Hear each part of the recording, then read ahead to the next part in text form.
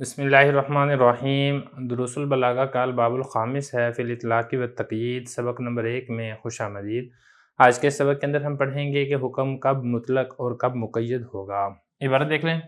اذا اقتصر فی الجملۃ علی ذکر المسند والمسند الیہ فالحکم مطلق واذا زید علیہما شیء مما یتعلق بہما او باحدہما فالحکم مقید، والاطلاق یکون حیث لا یتعلق الغرض بتقیید الحکم بوجہ من الوجوہ ليذهب السامع فيه كل مذهب ممكن، والتقييد حيث يتعلق الغرض بتقييده بوجه مخصوص لو لم يراعى تفوت الفائدة تفوت الفائدة المطلوبة۔ ولتفصيل هذا الإجمال نقول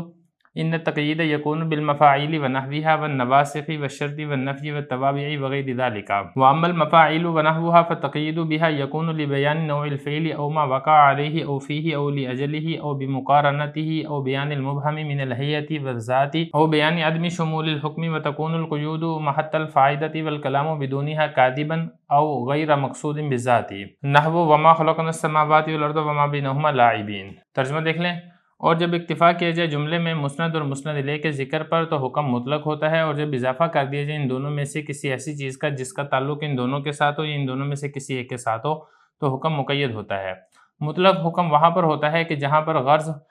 متعلق نہیں ہوتی ہے حکم کو صورتوں میں سے کسی ایک صورت کے ساتھ مقید کرنے کے، تاکہ سامع اس میں ہر ممکن راستے پر چل سکے، اور مقید حکم وہاں پر ہوتا ہے جہاں پر غرض متعلق ہوتی ہے حکم کو مقید کرنے کے ساتھ کسی مخصوص صورت کے ساتھ، کہ اگر اس کا خیال نہ رکھا جائے تو مطلوبہ فائدہ وہ فوت ہو جائے۔ اور اس اجمال کی تفصیل کے لیے ہم یہ کہتے ہیں کہ تقیید کبھی تو مفاعیل کے ساتھ ہوتی ہے، یہ جیسی دوسری چیزوں کے ساتھ، اور نواسخ کے ساتھ، اور شرط کے ساتھ، اور نفی کے ساتھ، اور توابع اور اس کے علاوہ کے ساتھ ہوتی ہے۔ بہرحال مفاعیل اور مفاعیل کی طرح کے ساتھ تقیید اس لیے ہوتی ہے تاکہ فعل کی نوعیت بیان کی جائے، یا وہ بیان کیا جائے جس پر فعل واقع ہوا ہے، یا جس میں فعل واقع ہوا ہے، یا جس کے لیے فعل واقع ہوا ہے، یا فعل جس کے ساتھ واقع ہوا ہے، یا حیت میں سے جو مبہم ہے اس کو بیان کرنے کے لیے، اور ذات میں سے جو مبہم ہے اس کو بیان کرنے کے لیے، یا پھر حکم میں عدم شمولیت کو بیان کرنے کے لیے ہوتی ہیں، اور قیود یہ فائدے کے مقام میں ہوتی ہیں، اور کلام اس کے بغیر یا تو جھوٹا ہوتا ہے یا مقصود بالذات نہیں ہوتا ہے، جیسا کہ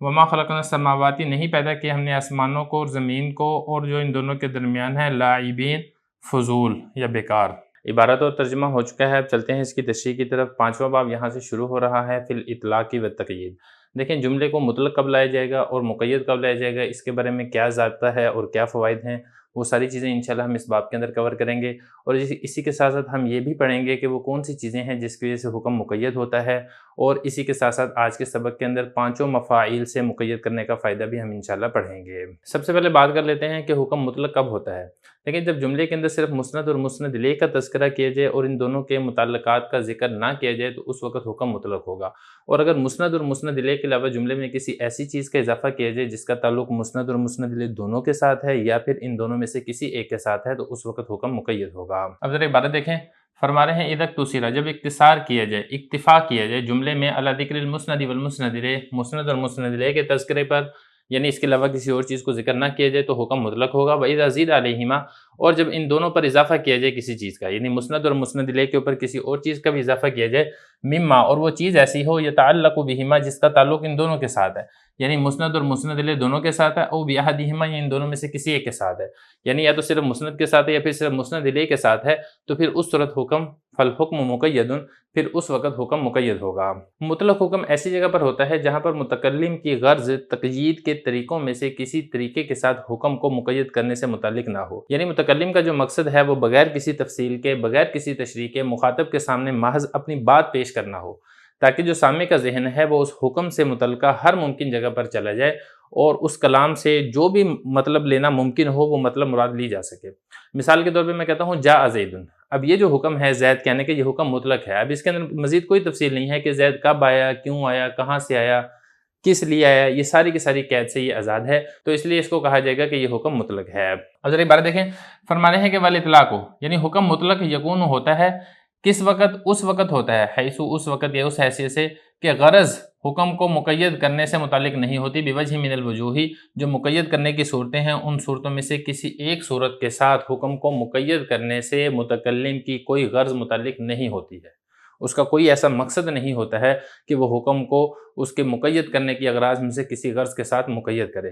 کیوں؟ اس کی وجہ بتا رہے ہیں لیذهب السامع، تاکہ چلا جائے سامع، یعنی سامع اس میں چل سکے کل مذہب ممکن ہر ممکن مذہب یعنی راستے پر۔ یہ جو مذہب ہے ذهب یذهب، اس کا مطلب ہوتا ہے چلنا اور جانا، اسی سے یہ ہے، یعنی ہر ممکن طریقے پر وہ چل سکے، یعنی اس کے اندر ایک آزادی ہو، اس میں کسی قسم کی قید نہیں۔ یہ جو مذہب ہے یہ وہ والا مذہب نہیں ہے جو مذہب اسلام ہے یا دوسرے دیگر مذاہب ہیں، یہ وہ والا مذہب نہیں ہے یہاں پر۔ اب مطلق کے برعکس مقید حکم کہاں پر ہوتا ہے؟ دیکھیں مقید حکم اس وقت ہوتا ہے کہ جہاں پر متکلم کی غرض حکم کو کسی خاص طریقے کے ساتھ مقید کرنے سے تعلق رکھتی ہو، کہ اگر اس مخصوص طریقے کا لحاظ نہ رکھا جائے تو پورے کلام سے جو فائدہ لینا آپ چاہ رہے ہیں، جو مطلوبہ فائدہ ہے، وہ فائدہ ہی فوت ہو جائے۔ یعنی متکلم کا مقصد یہ ہوتا ہے کہ پوری وضاحت کے ساتھ مخاطب کے سامنے بات پیش کی جائے، لہذا وہ قیودات لگا کر اگر اپنی بات کو پیش نہیں کرے گا تو بات واضح نہیں ہوگی اور جو مطلوبہ مقصد ہے وہ مقصد فوت ہو جائے گا۔ مثال کے طور پہ اگر میں کہتا ہوں نا جاء زید، زید آیا، اب یہ حکم مطلق ہے، لیکن اگر میں یہ کہتا ہوں جاء زید امسی علی الجمل، تو اب یہ حکم مقید ہو جائے گا۔ ایک تو یہ حکم مقید ہو گیا ہے گزشتہ کل کے ساتھ، اور ایک یہ حکم مقید ہو گیا ہے اونٹ کے ساتھ، یعنی زید گزشتہ کل اونٹ کے اوپر آیا تھا۔ یہ اسی طریقے سے میں کہتا ہوں قام خالد، خالد کھڑا ہے، تو اب یہ حکم مطلق ہے، اس میں کسی قسم کی کوئی قید نہیں ہے۔ لیکن اگر میں یہ بتانا چاہتا ہوں کہ خالد کھڑا ہوا تھا تو وہ کہاں پر کھڑا ہوا تھا، کس چیز کے ساتھ کھڑا ہوا تھا، کیوں کھڑا ہوا تھا، یعنی اگر میں مکمل وضاحت کرنا چاہتا ہوں تو پھر میں اس کے ساتھ کوئی قیودات ذکر کروں گا، تو میں اس کو اس طریقے سے کہوں گا قام خالد علی المنبر مع العصا، کہ خالد ممبر کے اوپر کھڑا ہوا ہے عصا کے ساتھ، یعنی لاٹھی کے ساتھ۔ تو دیکھیں اب یہاں پہ میں نے جو قیودات ذکر کی ہیں، اب یہ قیودات کون سی ہیں؟ اس میں سے ایک ممبر کی قید ہے اور اسی طریقے سے ایک لاٹھی کی قید ہے۔ اب اس حکم کے اندر اس قید لگانے سے زیادہ وضاحت ہو گئی ہے۔ اگر یہ والی قید نہ لگائی جاتی تو جو متکلم کا مقصد تھا کہ اس کو بات کو زیادہ واضح طریقے سے پیش کرنا، وہ مقصد فوت ہو جانا تھا۔ یہی والی بات ذکر کرتے ہیں کہ والتقیید، یعنی مقید حکم اس حیثیت سے یا اس جگہ پر آتا ہے جہاں پر غرض متعلق ہوتی ہے بتقییدی، حکم کو مقید کرنے کے ساتھ، بوجہ مخصوص، کسی مخصوص طریقے سے، کسی مخصوص صورت کے ساتھ، لو لم یراعا، اگر اس مخصوص طریقے یا اس مخصوص قید کی رعایت نہ رکھی جائے، یعنی اس مخصوص قید کو اگر نہ لگایا جائے، تفوت الفائدۃ المطلوبہ، فات یفوت، اس کا مطلب ہو جاتا ہے فوت ہو جانا، ضائع ہو جانا، تو فوت ہو جائے گا فائدہ مطلوب، یعنی جو آپ فائدہ طلب کر رہے ہیں اس کلام سے، جو آپ کا مقصد ہے وہ مقصد آپ کا فوت ہو جائے گا۔ تو اس وجہ سے کلام کے اندر قیودات لگائی جاتی ہیں تاکہ کلام کا جو مقصد ہے وہ مقصد فوت نہ ہو۔ ولی تفصیلی ھذا الاجمالی، اب آپ نے یہ تو سمجھ لیا ہے کہ حکم مطلق کہاں پر ہوتا ہے اور حکم مقید کہاں پر ہوتا ہے۔ اب مطلق کے اندر تو چونکہ قیودات نہیں ہوتی، لہذا اس کے بارے میں تو وضاحت نہیں ہے، لیکن مقید کے اندر قیودات ہوتی ہیں۔ تو اب یہاں پر یہ بتا رہے ہیں کہ حکم کو جو مقید کیا جاتا ہے وہ کیسے کیا جاتا ہے۔ دیکھیں جو حکم کو مقید کیا جاتا ہے یہ مفعول کے ذریعے سے مقید کیا جاتا ہے۔ اب مفعول آپ پڑھ چکے ہیں، مفعول معہ ہے، مفعول فی ہے، مفعول لہو ہے، مفعول مطلق ہے، مفعول بھی ہے، وغیرہ ذالک۔ اسی طریقے سے حال لا کر حکم کو مقید کیا جاتا ہے، تمیز کے ساتھ حکم کو مقید کیا جاتا ہے، استثناء کے ساتھ، نواسخ یعنی افعال ناقصہ، حروف شرط، حروف نفی، توابع وغیرہ، ان سب کے ساتھ حکم مقید ہوتا ہے۔ اگر متکلم ان مخصوص اغراض کا لحاظ نہ رکھے تو پھر کلام کو مطلق لاتا ہے تاکہ جو سامع ہے اس کلام سے ہر ممکن فائدہ حاصل کر سکے، ہر ممکن مطلب مراد لے سکے۔ دیکھیں ذرا یہی بتا رہے ہیں ولی تفصیلی ھذا الاجمالی، یہ جو میں نے آپ کو اجمالاً حکم بتا دیا ہے کہ مطلق کہاں پر ہوتا ہے، مقید کہاں پر ہوتا ہے۔ اب اس کے بعد آگے تفصیل کرتے ہوئے ہم یہ کہتے ہیں کہ تقیید، یعنی جو حکم کو مقید کیا جاتا ہے، یہ تو مفاعیل کے ساتھ اور مفاعیل کی طرح دوسری چیزوں کے ساتھ۔ مفاعیل میں نے آپ کو بتا چکے ہیں، مفعول مطلق ہے، مفعول بھی ہے، مفعول لہو ہے، مفعول معہ ہے، اور نواسخ کے ساتھ، اسی طریقے سے شرط کے ساتھ، حرف نفی کے ساتھ، توابع وغیرہ ذالکہ، ان سب کے ساتھ جو ہے حکم مقید ہوتا ہے۔ آپ نے یہ پڑھ لیا حکم مطلق کہاں پر ہوتا ہے، حکم مقید کہاں پر ہوتا ہے، آپ نے یہ پڑھ لیا کہ حکم مقید کیسے ہوتا ہے، یعنی کن کن قیودات کے ساتھ حکم کو مقید کیا جاتا ہے۔ اب ایک بات یہاں پر رہ گئی ہے کہ حکم کو مقید جو کیا جاتا ہے، مثال کے طور پہ آپ نے مفاعیل خمسہ کے ساتھ حکم کو مقید کیا ہے، یا اسی طریقے سے حال کے ساتھ، تمیز کے ساتھ، استثناء وغیرہ کے ساتھ آپ نے حکم کو مقید کیا، اس کا فائدہ کیا ہے؟ تو اس کا فائدہ یہاں سے ذکر کر رہے ہیں کہ کبھی کبھی ایسا ہوتا ہے کہ مقید کرنے سے فائدہ یہ حاصل ہوتا ہے کہ فعل کی نوعیت معلوم ہو جاتی ہے۔ مثال کے طور پہ اگر آپ نے فعل کو مفعول مطلق کے ساتھ مقید کیا اور مفعول مطلق بھی نوعیت بتانے کے لیے ہے، تو اس سے فعل کی نوعیت آپ کو معلوم ہو جائے گی۔ جیسے کہ میں کہتا ہوں جلست جلسۃ القاری، میں قاری کی طرح بیٹھا، تو میں نے یہ جو بیٹھنے والا فعل کیا تھا، اس کی نوعیت کیا تھی، اس کی قسم کیا تھی، اس کی کیفیت کیا تھی، تو وہ میں نے بتا دیا کہ اس کی کیفیت کیا تھی کہ میں قاری کی طرح بیٹھا ہوں۔ تو یہ نوعیت بتانے کے لیے بھی قید استعمال ہوتی ہے۔ یہ اسی طریقے سے قید کبھی اس وجہ سے بھی لگائی جاتی ہے کہ فاعل کا فعل کس کے اوپر واقع ہوا ہے، یعنی جب آپ مفعول بھی کے ساتھ حکم کو مقید کرتے ہیں، فعل کو آپ مقید کرتے ہیں مفعول بھی کے ساتھ، تو آپ کو پتہ چل جاتا ہے کہ فاعل کا فعل کس کے اوپر واقع ہوا ہے۔ جیسے کہ میں کہتا ہوں ضربت زیدن، میں نے زید کو مارا، تو اب یہ دیکھیں جو زید زیدن، یہ جو میں مفعول بھی لے کر آیا ہوں، اس مفعول بھی کے لانے کی وجہ سے حکم میں نے مقید کیا ہے، تو یہ آپ کو معلوم ہو گیا کہ فاعل کا جو فعل ہے اس کا مفعول وہ کا ہے وہ زید ہے۔ یہ اسی طریقے سے جو حکم کو مقید کیا جاتا ہے وہ کبھی اس لیے بھی کیا جاتا ہے کہ فعل کی جگہ یا وقت معلوم ہو جاتا ہے، جیسا کہ مفعول فی کے اندر ہوتا ہے۔ مفعول فی کی مثال کیسے ہے؟ جیسے کہ صلیت فی المسجد، میں نے مسجد میں نماز پڑھی۔ تو اب یہاں پہ دیکھیں فی المسجد، یہ جو فی المسجد کے ساتھ میں نے صلیت فعل کو مقید کیا ہے، تو اس سے کیا ہو گیا؟ اس سے جگہ معلوم ہو گئی ہے۔ یہ اسی طریقے سے زمانہ بھی معلوم ہو جاتا ہے، جیسے میں کہتا ہوں صمت شہرن، میں نے 1 مہینہ روزے رکھے۔ تو یہاں پہ دیکھیں یہ جو شہرن کا لفظ ہے یہ ایک قید ہے، اس قید کے ذریعے سے ایک زمانہ معلوم ہو گیا ہے کہ جو میرے روزے رکھنے کی جو مدت تھی وہ پورا کا پورا 1 مہینہ تھا۔ اور کبھی کبھی ایسا بھی ہوتا ہے کہ جو قید لگائی جاتی ہے وہ اس لیے لگائی جاتی ہے کہ اسے حکم کی علت معلوم ہو جاتی ہے، یعنی جو فاعل نے وہ فعل کیا ہے وہ کس غرض سے کیا ہے، جیسے کہ مفعول لہو کے اندر ہوتا ہے، جیسے کہ میں کہتا ہوں ضربتہ تادیباً، میں نے اس کو مارا تادیباً یعنی ادب سکھانے کے لیے۔ تو یہ تادیباً یہ ایک ایسی قید ہے جس سے جو فعل ہے اس کی غرض معلوم ہوگی ہے، اس کی علت معلوم ہوگی ہے کہ فاعل نے یہ والا فعل کیوں کیا ہے۔ یہ اسی طریقے سے جو حکم کو مقید کیا جاتا ہے وہ اس لیے کیا جاتا ہے کہ اس سے وہ چیز معلوم ہو جاتی ہے کہ جس کے ساتھ فعل مقارن یعنی ملا ہوا ہوتا ہے، یعنی فعل جس کی معیت میں، جس کی مقارنت میں واقع ہوتا ہے وہ معلوم ہو جاتا ہے، جیسے کہ مفعول معہ کے اندر ہوتا ہے، جیسے ہم کہتے ہیں نا جاء البرد والجبات، آئی سردی، والجبات رضائیوں سمیت۔ اب یہاں پہ دیکھیں یہ جو جبات ہے یہ مفعول معہ ہے، تو اس سے کیا ہو گیا؟ یہ جو فعل ہے، فعل کی جو معیت ہے وہ معلوم ہوگی کہ فعل جس طریقے سے فاعل کے ساتھ ملا ہوا ہے یہاں پر اسی طریقے سے اس مفعول معہ کے ساتھ بھی یہ فعل ملا ہوا ہے، تو مقارنت بتانے کے لیے بھی کبھی قید کو استعمال کیا جاتا ہے۔ اب ذرا عبارت دیکھ لیں، اما المفاعیل ونحوها، بہرحال مفاعیل مفعول کی جمع ہے اور اس جیسی دوسری چیز، مثال کے طور پہ حال ہے، تمیز ہے، استثناء ہے، اس کے ذریعے سے جو مقید کیا جاتا ہے وہ کیوں؟ یا تو فعل کی نوعیت بیان کرنے کے لیے ہوتا ہے، یہ کس میں ہوتا ہے؟ یہ مفعول مطلق میں ہوتا ہے، میں نے آپ کو مثال دے دی ہے جلست جلسۃ القاری۔ یہ بیان کرنے کے لیے ہوتا ہے کہ فعل کس کے اوپر واقع ہوا ہے؟ مفعول بہ کے اندر۔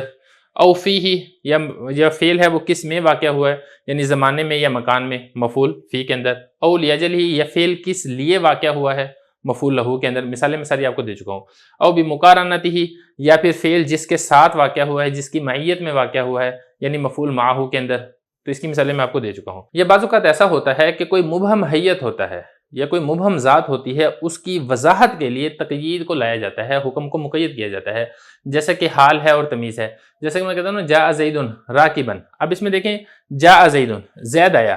لیکن جو اس آنے کی جو اس کی حیت ہے، آنے کی جو حالت ہے وہ مبہم تھی۔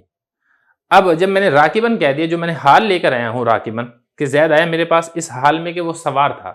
تو اس راکباً نے آ کے جو مبہم حیت تھی اس کی وضاحت کر دی۔ یا اسی طریقے سے مبہم ذات کی وضاحت کے لیے بھی قید استعمال ہوتی ہے، جیسا کہ میں کہتا ہوں طاب زید، زید اچھا ہے۔ اب زید اچھا یعنی زید کی ذات اچھی ہے، لیکن کس اعتبار سے اچھی ہے؟ جب میں نے اس کے بعد آگے کہہ دیا طاب زید علما، زید کی ذات اچھی ہے علم کے اعتبار سے، تو جو اس کی ذات کے اندر پہلے ابہام تھا، اس ابہام کو تمییز علما نے آگے دور کر دیا ہے۔ تو یہ والی بات کہہ رہے ہیں او بیان المبہم من الحیت والذاتی، یہ حیت مبہم ہوتی ہے، حالت مبہم ہوتی ہے، اس کے بیان کے لیے قید آتی ہے۔ یہ ذات مبہم ہوتی ہے، اس کے بیان کے لیے قید آتی ہے۔ حیت مبہم ہو، اس کے بیان کے لیے قید ہے، یہ ہوتا ہے حال کے اندر، اور ذات مبہم ہو، اس کے بیان کے لیے قید ہے، یہ ہوتا ہے تمیز کے اندر۔ یہ اسی طریقے سے بعض اوقات ایسا ہوتا ہے کہ حکم کی عدم شمولیت کو بیان کرنے کے لیے تقید آتی ہے، یعنی یہ والی بات واضح کی جاتی ہے کہ یہ حکم عام نہیں ہے، جیسا کہ صفات مخصصہ میں، جیسے کہ میں کہتا ہوں نا جاءنی رجل، اب آیا میرے پاس آدمی۔ اب یہ جو آدمی ہے، آدمی عام ہے، عالم بھی ہو سکتا ہے، غیر عالم بھی ہو سکتا ہے، لیکن جب میں نے اس کی قید لگا دی جاء رجل عالم، آدمی آیا ہے اور آدمی بھی کون سا ہے؟ وہ عالم آیا ہے، تو یہ جو عالم کی قید میں نے لگائی ہے، اس عالم کی قید لگانے سے جاہل نکل گیا، تو پتہ چلا کہ جو آنے کی یعنی جو مجیت ہے یہ عام آدمی کی نہیں ہے بلکہ خاص آدمی کی ہے۔ تو حکم جو پہلے عالم اور غیر عالم دونوں کو شامل تھا، تو اس حکم کے اندر عدم شمولیت کو بیان کرنے کے لیے یعنی غیر عالم کو نکالنے کے لیے بھی میں نے یہاں پر قید استعمال کر دی ہے، اور یہ ہوتا ہے صفت کے اندر۔ ذرا دیکھیں یہ فرما رہے ہیں او بیان، یا اس چیز کو بیان کرنے کے لیے کہ حکم کی عدم شمولیت ہے، یعنی حکم عمومی نہیں ہے بلکہ حکم خاص ہے۔ وَتَكُونُ الْقُيُودُ مَحَتَّ الْفَائِدَةِ، بتانا یہ چاہ رہے ہیں کہ جو قیودات لگائی جاتی ہیں، یہ ساری کی ساری میں نے آپ کو قیدیں لگا کر مثالیں میں نے آپ کو بتا دی ہیں، اس پر فوائد مرتب ہوتے ہیں۔ ان تمام امور مقیدہ میں جو قیودات ہیں یعنی جو قید ہے، اس کی حیثیت جو ہے وہ ایک منزل مقصود کی ہوتی ہے، یعنی جس مقصد کے لیے کلام میں قید لگائی جاتی ہے اس قید کا پایا جانا ضروری ہے۔ اس قید کے بغیر یا تو کلام جھوٹا ہو جائے گا، کلام سچا نہیں رہے گا، یا پھر جو کلام ہے وہ مقصود بھی ذات نہیں رہے گا، وہ کلام غیر مقصود ہو جائے گا، یعنی وہ کلام صحیح نہیں رہے گا. جیسے کہ قرآن مجید کی آیت ہے نا وما خلقنا السماوات والارض وما بینہما لاعبین، ہم نے آسمان کو اور زمین کو اور جو ان دونوں کے درمیان ہے وہ فضول میں نے پیدا نہیں کیا. اب اس میں دیکھیں یہاں پر جو لاعبین کی قید ہے، اس قید نے کلام کو سچا کیا ہے. اگر آپ اس قید کو نکال دیں اور آپ اس کو اتنا کہیں وما خلقنا السماوات والارض وما بینہما، ہم نے آسمان کو زمین کو اور ان دونوں کے درمیان والی چیزوں کو پیدا نہیں کیا، حالانکہ اللہ تعالیٰ نے تو پیدا کیا ہے، تو پھر کلام جھوٹ ہو جائے گا. تو یہ قید لگا کر اب یہ کلام کیا ہے سچا ہوگا. تو یہ قید گویا کہ ایک ایسی منزل مقصود ہے کہ جب کلام شروع میں شروع ہوا ہے تو اس منزل مقصود پر آ کر وہ کلام مکمل ہوا ہے. اگر آپ اس قید کو نکال دیں گے تو پھر اس صورت کے اندر یا تو کلام کاذب ہو جائے گا یا پھر وہ کلام غیر مقصود بھی ذات ہوگا. یہ فرمانے تکون القیود، یہ جو قیودات ہیں محط الفائدہ، اس پر فوائد مرتب ہوتے ہیں اور کلام ان قیودات کے بغیر یا تو کاذب جھوٹا ہو جاتا ہے یا پھر وہ مقصود بھی ذات نہیں رہتا. جیسا کہ اللہ تعالیٰ کا یہ والا فرمان ہے وما خلقنا السماوات والارض وما بینہما لاعبین، اس میں لاعبین قید ہے. اگر آپ اس قید کو نکال دیتے ہیں تو کلام یہ کاذب ہو جائے گا، یہ کلام پھر صادق نہیں دیکھے گا. بسم اللہ الرحمن الرحیم. دروس البلاغہ کا الباب الخامس ہے فی الاطلاق والتقیید، سبق نمبر 2 میں خوش آمدید. آج کے سبق کے اندر ہم نواسخ سے حکم کو مقید کرنے کی حکمت کے بارے میں پڑھیں گے. عبارت دیکھ لیں. وَأَمَّا النَّوَاسِخُ فَالتَّقْيِيدُ بِهَا يَكُونُ لِلْأَغْرَاضِ الَّتِي تُؤَدِّيهَا مَعَانِي أَلْفَاظِ النَّوَاسِخِ كَالِاسْتِمْرَارِ وَالْحِكَايَةِ عَنِ الزَّمَنِ فِي كَانَ وَالتَّوْقِيتِ بِزَمَنٍ مُعَيَّنٍ فِي ظَلَّ وَبَاتَ وَأَصْبَحَ وَأَمْسَى وَأَضْحَى وَبِحَالَةٍ مُعَيَّنَةٍ فِي دَامَ وَالْمُقَارَبَةِ فِي كَادَ وَقَرُوبَ وَأَوْشَكَ وَالْيَقِينِ فِي وَجَدَ وَأَلْفَى وَدَرَى وَتَعَلَّمَ وَهَلُمَّ جَرَّ. فالجملة في هذا تناقض من الاسم والخبر أو من المفعولين فقط. فإذا قلت ظننت زيدا قائما فمعناه زيد قائم على وجه الظن. ترجمہ دیکھ لیں. بہرحال نواسخ کے ساتھ حکم کو مقید کرنا ایسی اغراض کے لیے ہوتا ہے جن کو نواسخ کے الفاظ کے معنی ادا کرتے ہیں، جیسے کہ استمرار اور زمانے کی حکایت کرنا کانا میں، اور حکم کو کسی مخصوص زمانے میں موقت کرنا ذلہ باتا اصبح امسا اضحیٰ کے اندر، یا حکم کو کسی مخصوص حالت کے ساتھ مقید کرنا دامہ میں، اور مقاربت کے لیے جیسے کہ کادا کروبا اور اوشکا الفاظ مقاربہ کے اندر ہوتا ہے، یا حکم میں یقین پیدا کرنا جیسے کہ وجدہ الفا درا تعلمہ میں. اسی طریقے سے باقی نواسخ کو سمجھ لو. بس جملہ ان تمام میں یعنی نواسخ کے ساتھ مقید کرنے میں یا تو منعقد ہوتا ہے اسم اور خبر سے یا 2 مفعولوں سے فقط. جب آپ یہ کہیں گے ظننت زیدن قائما تو اس کا مطلب یہ ہے کہ زید کھڑا ہے ظن کے طریقے پر. عبارت اور ترجمہ ہو چکا ہے، اب چلتے ہیں اس کی تشریح کی طرف. گزشتہ سبق کے اندر ہم نے یہ پڑھا تھا کہ حکم مطلق ہوتا ہے یا مقید ہوتا ہے. پھر حکم جو مقید ہوتا ہے وہ کن کن چیزوں کے ساتھ مقید ہوتا ہے کچھ ہم نے گزشتہ سبق میں پڑھ لی تھی، اور ہم نے یہ بھی پڑھا تھا کہ حکم کو نواسخ کے ساتھ بھی مقید کیا جاتا ہے. تو حکم کو جو نواسخ کے ساتھ مقید کیا جاتا ہے اس کی کیا کیا اغراض ہوتے ہیں، کیا کیا مقاصد اور کیا کیا فائدے ہوتے ہیں، وہ ہم انشاءاللہ آج کے سبق کے اندر پڑھیں گے. سب سے پہلے تو آپ یہاں پر یہ سمجھیں کہ نواسخ کہتے کسے ہیں. دیکھیں نواسخ یہ جمع ہے ناسخ کی. ناسخ کہتے ہیں منسوخ کرنے والا. اس سے مراد ہے افعال ناقصہ، افعال مقاربہ اور افعال قلوب. ان کو نواسخ اس لیے کہا جاتا ہے کہ یہ مبتدا اور خبر کے حکم کو منسوخ کر دیتے ہیں. تو یہ چونکہ منسوخ کرتے ہیں ناسخ ہوتے ہیں، ناسخ کی جمع نواسخ ہے. دیکھیں نواسخ کے ساتھ جو کلام کو مقید کیا جاتا ہے ان اغراض اور مقاصد کو حاصل کرنے کے لیے کیا جاتا ہے کہ جن اغراض اور مقاصد کو نواسخ کے الفاظ کے معنی ادا کرتے ہیں.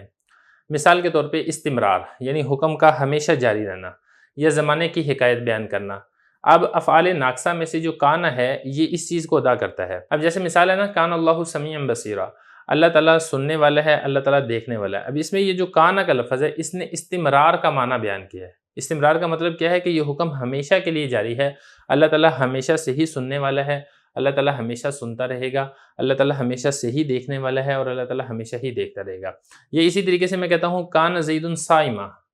زید روزے دار تھا. اب اس میں یہ جو کانا کا لفظ ہے اس نے زمانے کی حکایت بیان کی ہے، یعنی اس نے کانا میں یہ بتایا ہے کہ زمانہ ماضی کے اندر زید روزے دار تھا. تو زمانہ بتانے کے لیے بھی اور اسی طریقے سے استمرار کے لیے بھی یہ نواسخ استعمال ہوتے ہیں. ان دونوں کی مثال کیا ہے وہ کانا ہے. حضرت عبارت دیکھیں، فرما رہے ہیں کہ نواسخ کے ساتھ تقیید یعنی حکم کو جو مقید کیا جاتا ہے نواسخ کے ساتھ، ہوتا کیا نواسخ وہ میں آپ کو بتا چکا ہوں. یکون للاغراض، ان اغراض کے لیے مقید کیا جاتا ہے کہ جن اغراض کو نواسخ کے الفاظ کے معنی ادا کرتے ہیں، نواسخ کے الفاظ کے معنی بتاتے ہیں. جیسا کہ استمرار ہے اور زمانے کی حکایت ہے، یہ کانا کے اندر ہوتی ہے. کانا کے اندر ایک معنی استمرار کا ہے. اگر آپ نے استمرار والا معنی بتانا ہے تو پھر آپ اس کے لیے ناسخ لفظ کانا استعمال کریں گے۔ اس کو ناسخ کیوں کہتے ہیں؟ اس لیے کہ مبتدا خبر پہ داخل ہو کے اس کے حکم کو منسوخ کر دیتا ہے۔ کان اللہ سمیعا بصیرا، تو اس نے استمرار والا معنی بتایا کہ حکم ہمیشہ کے لیے جاری ہے۔ یہ اسی طریقے سے آپ نے کسی زمانے کی حکایت نقل کرنی ہے، بالخصوص زمانہ ماضی کی، تو آپ اس کے لیے بھی کانا کا لفظ استعمال کریں گے۔ کان زید صائما، کہ زید زمانہ ماضی کے اندر روزے دار تھا۔ یہ اسی طریقے سے توقید بزمن معین، معین متعین کو کہتے ہیں، زمن یہ زمانے کو کہا جاتا ہے، یعنی حکم کو کسی زمانے کے ساتھ موقت کرنا، یعنی حکم زمانے میں سے کسی ایک زمانے کے اندر لگ رہا ہے، یہ بتانے کے لیے بھی افعال ناقصہ یعنی نواسخ استعمال ہوتے ہیں۔ مثال کے طور پہ ذلہ ہے، باتا، اصبح، امسا اور اضحیٰ۔ اب ذلہ ہے، ذلہ یہ دن کو بتاتا ہے، جیسے میں کہتا ہوں نا ذلہ زید کاتبہ، زید تمام دن لکھنے والا رہا۔ یا اسی طریقے سے میں کہتا ہوں باتا، باتا یہ رات کو بتاتا ہے، جیسے بات المریض نائمہ، جو مریض ہے وہ رات سوتا رہا۔ یہ اسی طریقے سے اصبح کا لفظ ہے، یہ صبح کے وقت کو بتاتا ہے، جیسے اصبح زید غنیہ، زید صبح کے وقت مالدار ہو گیا۔ یہ اسی طریقے سے جو امسا کا لفظ ہے، یہ شام کا وقت بتاتا ہے، جیسے امسا زید نائمہ، زید شام کے وقت سو گیا۔ یہ اسی طریقے سے جو اضحیٰ کا لفظ ہے، یہ چاشت کا وقت بتاتا ہے، جیسے میں کہتا ہوں اضحیٰ زید امیرا، زید جو ہے وہ چاشت کے وقت امیر ہو گیا۔ تو اب یہاں پہ دیکھیں یہ جو حکم ہے وہ کسی ایک خاص زمانے کے ساتھ موقت ہے، یعنی ایک خاص زمانے کے اندر لگ رہا ہے، اس کے لیے بھی نواسخ کا استعمال ہوتا ہے۔ اس کی مثالیں ساری آ گئی ہیں۔ یہ بتانے والتوقیت، یعنی نواسخ کے ساتھ جو حکم کو مقید کیا جاتا ہے وہ وقت بتانے کے لیے بزمن معین، ایک مخصوص زمانے کے اندر، جیسا کہ ذلہ ہے، باتا، اصبح، امسا، اضحیٰ۔ یہ اسی طریقے سے حکم کو بعض اوقات ایسا ہوتا ہے کہ کسی متعین حالت کے ساتھ مقید کیا جاتا ہے۔ اب اس کے لیے افعال ناقصہ میں سے مادامہ کی قید لگائی جاتی ہے،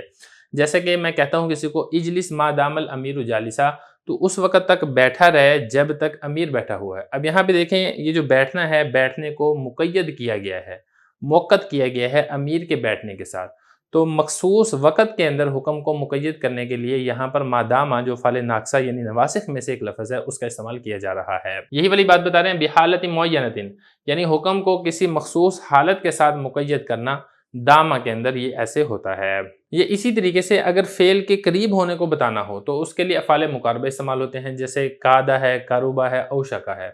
افعال مقاربہ یہ وہ افعال ہوتے ہیں جو خبر کو فاعل کے قریب کرنے کے لیے بنائے گئے ہیں، خبر کو فاعل کے قریب کرنے کے لیے وضع کیے گئے ہیں۔ تو اگر تو آپ کو خبر کو قریب کرنا چاہ رہے ہیں، چاہے وہ امید کے اعتبار سے آپ خبر کو قریب کرنا چاہ رہے ہیں فاعل کے، یا پھر حصول کے اعتبار سے قریب کرنا چاہ رہے ہیں، تو اس کے لیے آپ افعال مقاربہ کا استعمال کریں گے، جیسا کہ کاد طاہر ان یموت، قریب ہے کہ طاہر جاں بحق ہو جائے۔ تو اب یہاں پہ دیکھیں قریب ہونا بتانے کے لیے ہم نے یہاں پر کادہ کا لفظ استعمال کیا ہے جو کہ افعال مقاربہ میں سے ہے۔ یہ اسی طریقے سے اگر یقین کا معنی مراد لینا ہو تو اس کے لیے وجدہ ہے، الفا ہے، درا ہے، تعلمہ ہے، یہ افعال قلوب کا استعمال کیا جاتا ہے۔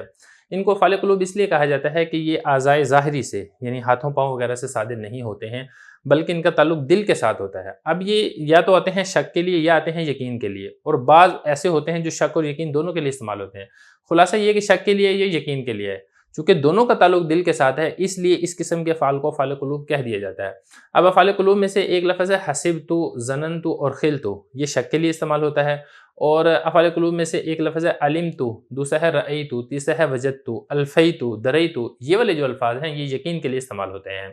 افعال قلوب یہ بھی مبتدا اور خبر کے اوپر داخل ہوتے ہیں اور دونوں کو مفعول ہونے کی بنا پر نصب دیتے ہیں۔ یہی والی بات بتا رہے ہیں والمقاربہ، یعنی فعل کے قریب ہونا بتانے کے لیے بھی نواسخ میں سے افعال مقاربہ کا استعمال کیا جاتا ہے، جیسے کہ کادہ ہے، کاروبہ ہے اور اوشکا ہے۔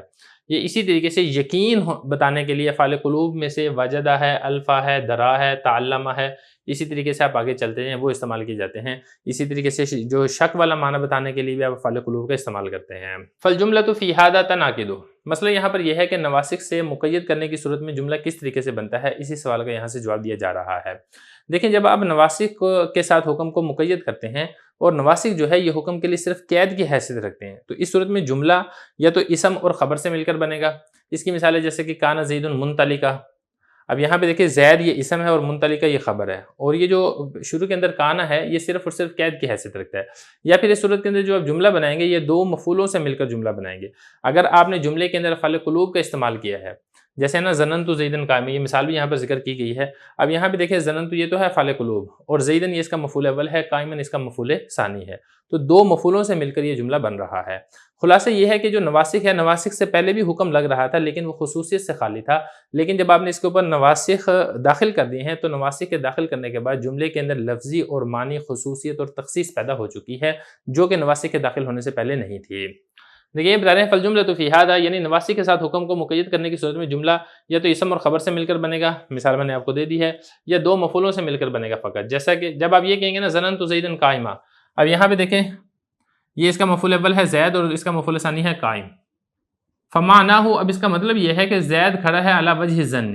ظن کے طریقے پر، نہ کہ یقین کے طریقے پر۔ بسم اللہ الرحمن الرحیم، دروس البلاغہ کا الباب الخامس ہے فی الاطلاق والتقیید، سبق نمبر 3 میں خوش آمدید۔ حکم کو شرط کے ساتھ کب مقید کیا جائے گا اس کے بارے میں تفصیل ہم آج کے سبق میں پڑھیں گے۔ یہ بار دیکھ لیں، وَأَمَّا الشَّرْطُ فَالتَّقْيِيدُ بِهِ يَكُونُ لِلْأَغْرَاضِ الَّتِي تُؤَدِّيهَا مَعَانِيَ أَدَوَاتِ الشَّرْطِ كَالزَّمَانِ فِي مَتَى وَأَيَّانَ وَالْمَكَانِ فِي أَيْنَ وَأَنَّ وَحَيْثُمَا وَالْحَالِ فِي كَيْفَمَا وَاسْتِيفَاءُ ذَلِكَ وَتَحْقِيقُ الْفَرْقِ بَيْنَ الْأَدَوَاتِ يُذْكَرُ فِي عِلْمِ النَّحْوِ وَإِنَّمَا يُفَرَّقُ هَاهُنَا بَيْنَ إِنْ وَإِذَا وَلَوْ لِاخْتِصَاصِهَا لِمُزَايَا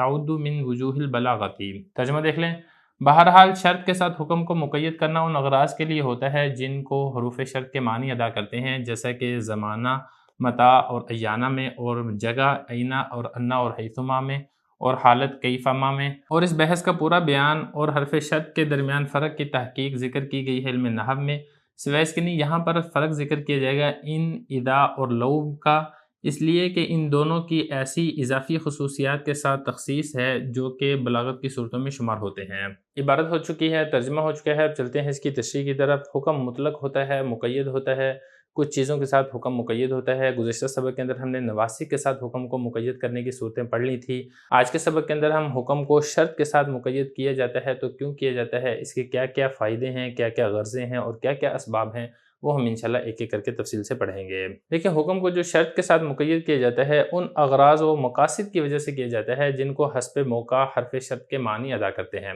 مثال کے طور پہ حروف شرط میں سے متا اور ایانہ کا لفظ ہے، اب یہ دونوں زمانہ مستقبل کے لیے آتے ہیں، لہذا متا اور ایانہ کو اگر آپ کسی جملے کے اندر استعمال کرتے ہیں تو اس کا مقصد یہ ہوتا ہے کہ جو فعل ہے وہ زمانہ مستقبل کے اندر ہے۔ مثال کے طور پہ میں کہتا ہوں متا تذهب اذهب، جب تم جاؤ گے تب میں جاؤں گا، اب اس مثال میں جو جانے کا حکم ہے یہ مقید ہو چکا ہے زمانہ مستقبل کے ساتھ۔ یہ اسی طریقے سے اینا، انا اور حیثما ہیں، یہ جگہ بتانے کے لیے آتے ہیں۔ اب ان تینوں کو اگر کلام ان تینوں حروف میں سے کسی حرف کے ساتھ آپ مقید کر رہے ہیں تو اس کا مقصد یہ ہوتا ہے کہ جگہ کو معلوم کرنا۔ مثال کے طور پہ میں کہتا ہوں اینا کنتا ذهبتا، تم کہاں گئے تھے، تو متکلم کی مراد اس سے یہ ہوتی ہے کہ مجھے وہ جگہ بتاؤ جہاں پر تم گئے تھے،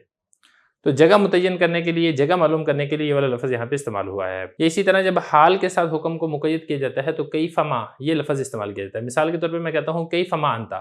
آپ کیسے ہیں، یعنی آپ اپنی صحت کے متعلق اپنی حالت بیان کریں، تو حالت معلوم کرنے کے لیے میں نے یہاں پر کیفا کا لفظ استعمال کیا ہے۔ دیکھیں یہ بتا رہے ہیں وَأَمَّا الشَّرْطُ، حروف شرط کے ساتھ جو حکم کو مقید کیا جاتا ہے یکون، وہ ان اغراض کے لیے مقید کیا جاتا ہے جن اغراض کو حروف شرط، یہ ادوات ہے نا، یہ ادوات کی جمع ہے، یہ حرف کو کہا جاتا ہے، حروف شرط کے معنی ادا کرتے ہیں۔ حروف شرط کے معنی جن اغراض کو ادا کرتے ہیں ان اغراض کے لیے حکم کو حروف شرط کے ساتھ مقید کیا جاتا ہے۔ جیسا کہ اگر آپ نے زمانہ بیان کرنا ہے تو آپ اس کے لیے متا کے ساتھ مقید کریں گے، ایانہ کے ساتھ مقید کریں گے۔ جگہ کے ساتھ اگر آپ جگہ آپ نے بیان کرنی ہے تو پھر آپ اس کے لیے اینا، انا اور حیثما ان کے ساتھ مقید کریں گے۔ اگر آپ حالت معلوم کرنا چاہتے ہیں تو پھر اس کے لیے کیفما اس کے ساتھ حکم کو مقید کریں گے۔ وَاسْتِیفَاءُ ذَلِکَ،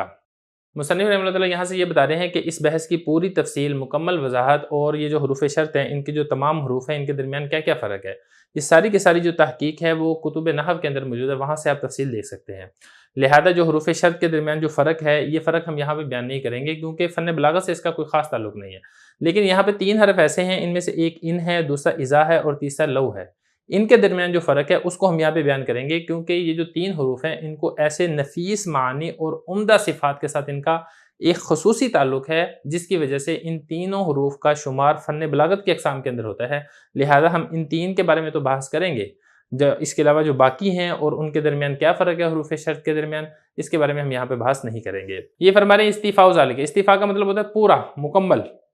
کسی چیز کو پورا پورا وصول کرنا، لینا، یعنی یہ جو بحث ہے اس کی مکمل تفصیل اور جو بین الادوات یعنی حروف شرط کے درمیان جو فرق ہے اس کی مکمل تحقیق یذکر فی علم النحو، علم نحو کے اندر ذکر کی جاتی ہے، مطلب یہ کہ نحو کی کتابوں کے اندر تفصیل سے ذکر کی جاتی ہے۔ وانما یفرق ھاہنا، یہاں پر فرق بیان کیا جائے گا ان، اذا اور لو، ان حروف شرط کے درمیان فرق بیان کیا جائے گا، لاختصاصھا، اس لیے کہ یہ والے جو حروف ہیں ان کو خصوصیت حاصل ہے، لمزایا، لمزایا کا مطلب یہ کہ اضافی معنی، عمدہ صفات، نفیس معنی، ان تینوں حروفوں کو خصوصیت کے ساتھ، عمدہ اور نفیس معنی کے ساتھ ان کا خصوصیت کے ساتھ تعلق ہے۔ تعود جس کی وجہ سے یہ جو 3 حروف ہیں یہ من وجوہ البلاغت، یہ بلاغت کی صورتوں میں سے شمار ہوتے ہیں۔ اگلے سبق کے اندر انہی تینوں کے بارے میں ہم انشاءاللہ تفصیل سے بحث کریں گے۔ بسم اللہ الرحمن الرحیم۔ دروس البلاغہ الباب الخامس ہے فی الاطلاق والتقیید، سبق نمبر 4 میں خوش آمدید۔ آج کے سبق کے اندر ہم ان اور اذا میں فرق پڑھیں گے۔ عبارت دیکھ لیں، فَإِن وَإِذَا لِلشَّرْطِ فِي الْإِسْتِقْبَالِ وَلَوْ لِلشَّرْطِ فِي الْمُضِيِّ وَالْأَصْلُ فِي اللَّفْظِ أَن يَتَّبِعَ الْمَعْنَى فَيَكُونُ فِعْلًا مُضَارِعًا مَعَ إِن وَإِذَا وَمَاضِيًا مَعَ لَوْ، نَحْوُ وَإِن يَسْتَغِيثُوا بِمَاءٍ كَالْمُهْلِ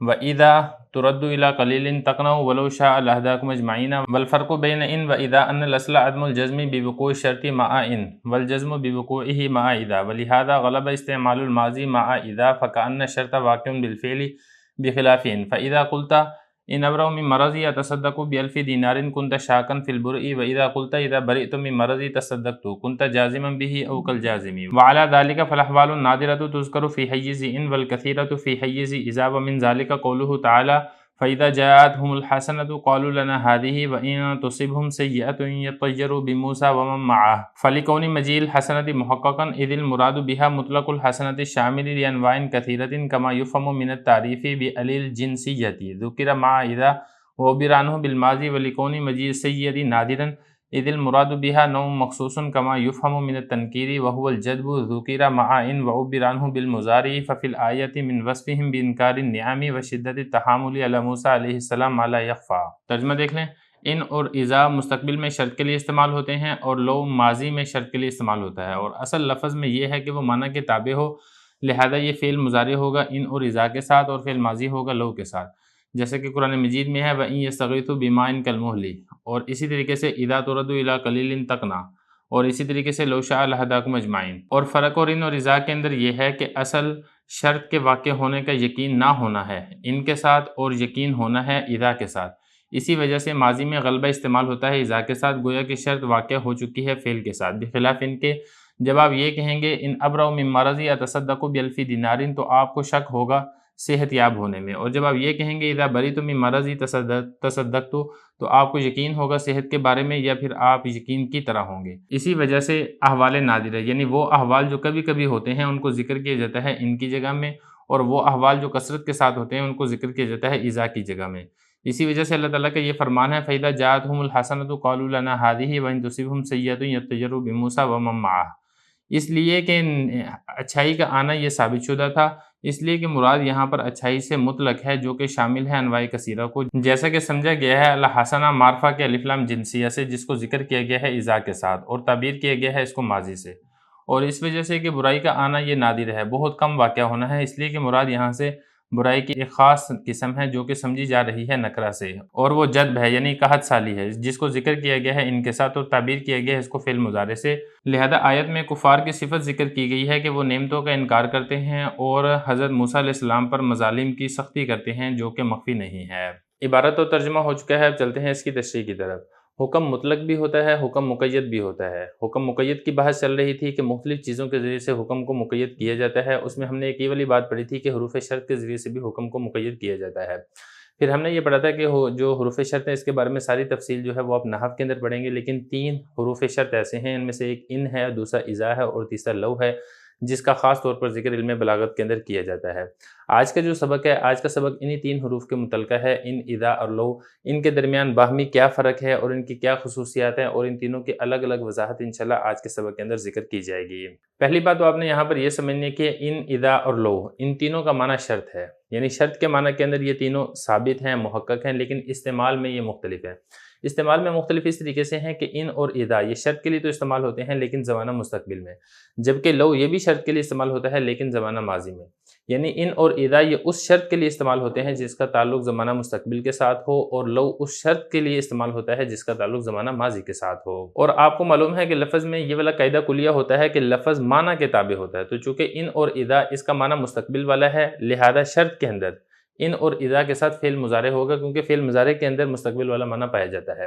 اور لو اس کا معنی چونکہ فعل ماضی والا ہوتا ہے، لہذا اگر لو ہے تو پھر اس کے ساتھ جو فعل استعمال ہوگا وہ فعل ماضی کا استعمال کیا جائے گا۔ اب ان تینوں کی مثالیں دیکھ لیں جس میں ان اور اذا مستقبل کے لیے استعمال ہو رہے ہیں اور لو ماضی کے لیے استعمال ہو رہا ہے۔ قرآن مجید کے اندر ہے وَإِن يَسْتَغِيثُوا يُغَاثُوا بِمَاءٍ كَالْمُهْلِ، یعنی جب وہ دوست کی فریاد رسی کریں گے، فریاد طلب کریں گے تو ان کی فریاد رسی کی جائے گی، یعنی ان کی فریاد کو پورا کیا جائے گا ایسے پانی کے ذریعے جو تیل کے تلچھٹ کی طرح ہوگا۔ اب یہاں پہ دیکھیں آیت کے اندر حرف شرط استعمال ہوا ہے ان، لہذا اس کا جو مدخول ہے وہ فعل مضارع آ رہا ہے یستغیثو، اور زمانہ بھی استقبال کا ہے، یعنی کفار کے جو مدد طلب کرنے کا اس کے اندر تذکرہ ہے وہ قیامت کے اندر ہوگا جو کہ آئندہ زمانے کے اندر آئے گی۔ اسی طریقے سے اذا کی مثال دیکھ لیں، اذا ترد الی قلیل تقنع، یہ عرب کا ایک محاورہ ہے، جب تجھے قلیل چیز کی طرف لوٹایا جائے گا تو تو تقنع یعنی قناعت کرے گا۔ اب یہاں پہ دیکھیں اذا حرف شرط استعمال ہوا ہے، اس کے بعد جو فعل آ رہا ہے تردو، یہ فعل مضارع ہے اور فعل مضارع میں سے مجہول کا صیغہ ہے،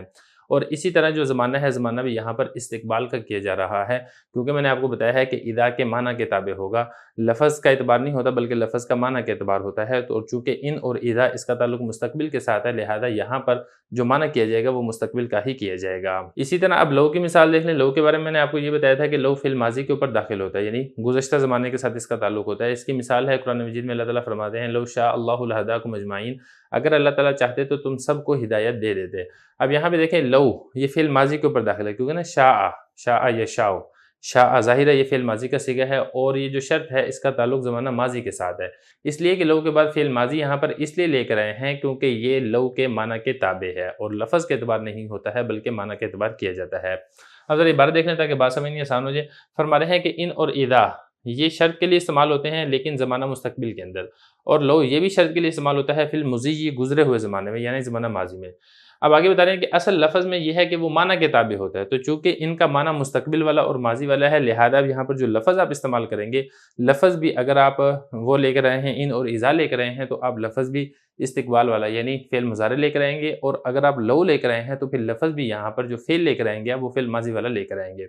تو یہ بتا رہے ہیں فیکون فعلا مضارعا، تو جو لفظ آپ استعمال کریں گے وہ فعل مضارع استعمال کریں گے ان اور اذا کے ساتھ، اور فعل ماضی کو آپ استعمال کریں گے لو کے ساتھ۔ اب اس کی مثال دیکھ لیں، جیسے وَإِن يَسْتَغِيثُوا بِمَاءٍ كَالْمُهْلِ، ساری میں آپ کو وضاحت کر چکا ہوں۔ اب یہ ان حرف شرط ہے، اس کا تعلق مستقبل کے ساتھ ہے، لہذا فعل بھی آپ مضارع لے کر آئے ہیں اور اس کا معنی بھی مستقبل والا ہے۔ اور اسی طریقے سے عرب کا محاورہ ہے اذا ترد الی قلیل تقنع، اس کی بھی میں ساری وضاحت کر چکا ہوں۔ یہاں پہ دیکھیں اذا جو کہ حرف شرط ہے اس کا تعلق مستقبل کے ساتھ ہے، لہذا اس کے بعد فعل بھی فعل مضارع مستقبل والا آیا ہے اور معنی بھی اس کا مستقبل والا ہے۔ لو دیکھیں لو شاء لہداکم اجمعین، اب یہاں پر لو حرف شرط ہے جس کا تعلق زمانہ ماضی کے ساتھ ہے، لہذا اس کے بعد فعل بھی زمانہ ماضی والا آیا ہے اور اس کا ترجمہ بھی ماضی والا کیا جائے گا۔ ان اذا اور لو کے درمیان یہ تو لفظی فرق میں نے آپ کو بتا دیا ہے کہ ان اور اذا یہ مستقبل کے لیے ہوں گے اور لو یہ ماضی کے لیے ہوں گے۔ اس کے ساتھ ساتھ ایک معنوی فرق بھی ہے، وہ یہ ہے کہ ان کے ساتھ جو شرط واقع ہوگی اس کا واقع ہونا غیر یقینی ہوگا، یعنی ان ایسی شرط کے لیے استعمال ہوگا جس کا زمانہ مستقبل میں پائے جانا ضروری نہیں ہوگا، یقینی نہیں ہوگا، بلکہ درجہ احتمال اور شک کے اندر ہوگا،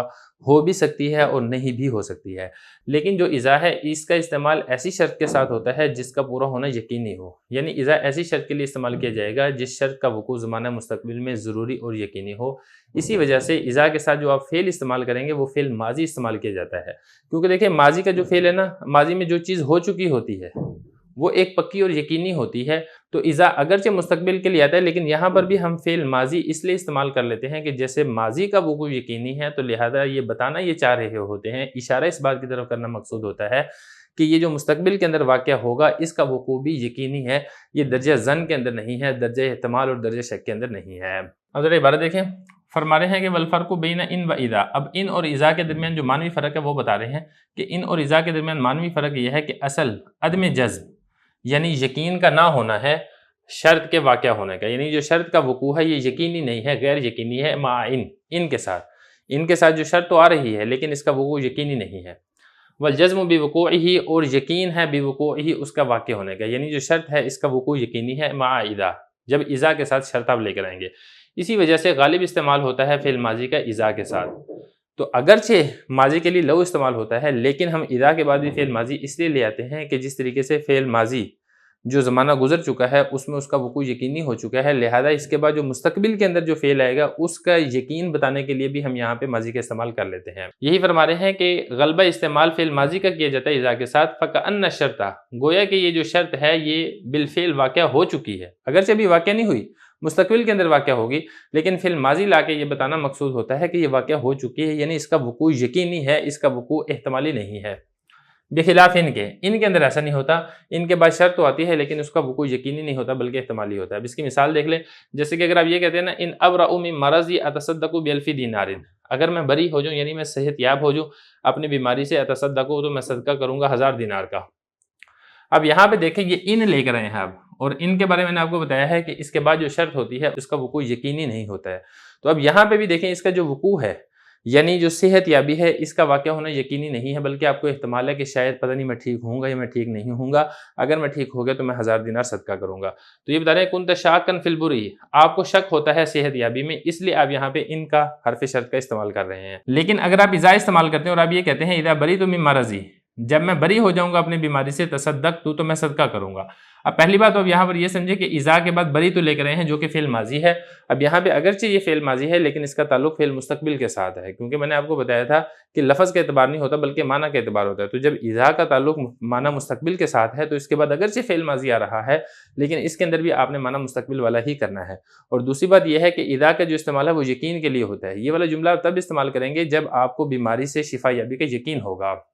تو یہ بتا رہے ہیں جب آپ نے یہ کہا اذا بری تو من مرضی تصدق تو، جب میں بری ہو جاؤں گا صحت یاب ہو جاؤں گا اپنی بیماری سے تو میں صدقہ کروں گا۔ کنت جازما بہ، تو آپ کو یقین ہے صحت یابی کا، او کل جازمی، یا پھر یہ ہے کہ آپ کو یقین کی طرح ہے، یعنی آپ کو بڑا پکا مضبوط گمان ہے جو کہ درجہ یقین کے اندر ہے، اس لیے آپ نے یہاں پر اذا کا استعمال کیا ہے۔ تو خلاصہ ساری بحث کا یہ نکلے گا ان اور اذا اگرچہ دونوں فعل مستقبل کے لیے استعمال ہوتے ہیں لیکن ان ایسی شرط کے لیے استعمال ہوتا ہے جس کا وہ کوئی یقینی نہیں ہوتا ہے بلکہ اس کے واقع ہونے میں شک ہوتا ہے، اور اذا ایسی شرط کے لیے استعمال ہوتا ہے جس کا وہ کوئی یقینی ہوتا ہے۔ خلاصہ یہ ہے کہ ان اور اذا دونوں اگرچہ مستقبل کے لیے استعمال ہوتے ہیں لیکن کلمہ ان میں ایسی شرط کو ذکر کیا جاتا ہے جس کا وقوع غیر یقینی ہوتا ہے،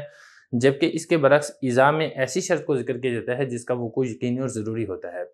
یہی وجہ ہے کہ جو حالات نادر الوقوع یعنی بہت کم واقع ہوتے ہوں ان کا تذکرہ ان کے تحت ہوتا ہے، وہاں پر فعل بھی مضارع استعمال کیا جاتا ہے، اور جو حالات کثیر الوقوع ہوں ان کو کلمہ اذا کے تحت لے کر آتے ہیں، یعنی کہ اس کو اذا کے بعد ذکر کرتے ہیں اور وہاں پر فعل بھی فعل ماضی استعمال کیا جاتا ہے، کیونکہ کثیر الوقوع حالات اکثر یقینی اور غیر مشکوک ہوتے ہیں، چنانچہ اس کی متعدد مثالیں قرآن مجید میں بھی ہمیں مل جاتی ہیں۔ مثال کے طور پہ اللہ رب العزت کا ارشاد ہے فَإِذَا جَاءَتْهُمُ الْحَسَنَةُ قَالُوا لَنَا هَٰذِهِ وَإِن تُصِبْهُمْ سَيِّئَةٌ يَطَّيَّرُوا بِمُوسَىٰ وَمَن مَّعَهُ، جب ان کے اوپر خوشحالی آتی ہے تو وہ یہ کہتے ہیں کہ یہ تو ہمارے لیے ہی ہونی چاہیے، اور اگر ان کے اوپر کوئی بدحالی پیش آتی ہے تو اسے حضرت موسیٰ علیہ السلام اور ان کے ساتھیوں کی نحوست بتلاتے ہیں۔ اگر اس آیت میں آپ غور کرتے ہیں تو اس میں الحسنہ کو اذا کے ساتھ ذکر کر کے فعل ماضی لے کر آئے ہیں، اور فعل ماضی سے تعبیر اس لیے کیا گیا ہے کیونکہ اس کا وقوع یقینی اور محقق یعنی ثابت شدہ ہے،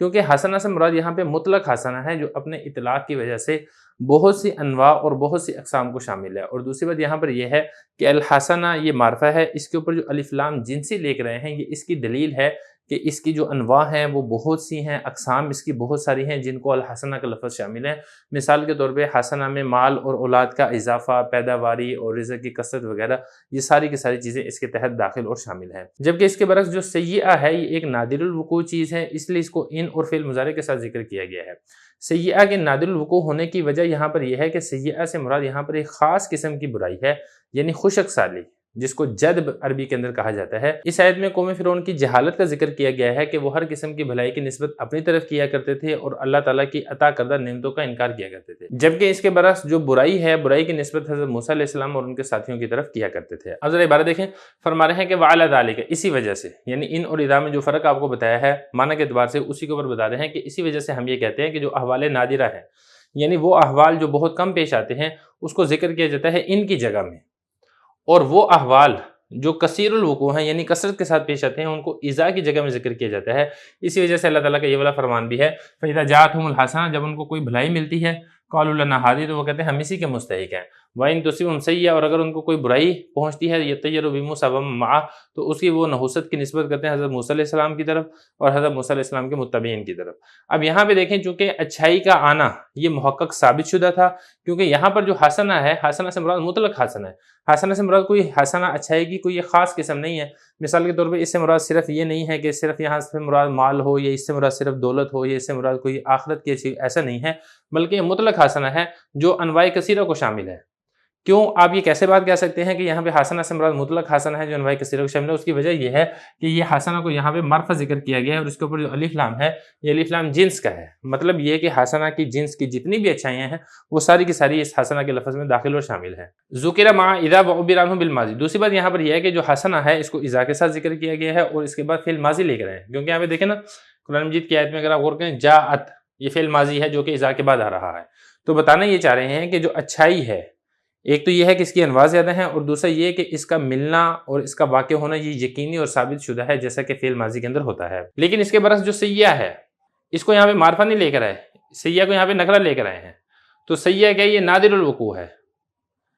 یعنی مراد اس سے سیاح برائی کی ایک خاص قسم ہے جو کہ سیاح نکرہ کے لفظ سے سمجھی جا رہی ہے، کیونکہ اس کے اوپر اگر الف لام داخل ہوتا، الف لام چاہے جنس کا ہوتا یا الف لام استغراق کا ہوتا، پھر تو یہ سیاح کی تمام قسموں کو شامل ہوتا، لیکن جب یہاں پہ نکرہ ذکر کیا جا رہا ہے تو اس سے مراد برائی کی تمام اقسام نہیں ہے، بلکہ اس سے مراد برائی کی خاص قسم ہے، اور وہ خاص قسم بھی ایسی ہے جس کا جو وقوع ہے وہ نادر ہے، بہت کم ہوتا ہے، اور وہ کیا ہے، وہ ہے جد، یعنی قحط سالی ہے۔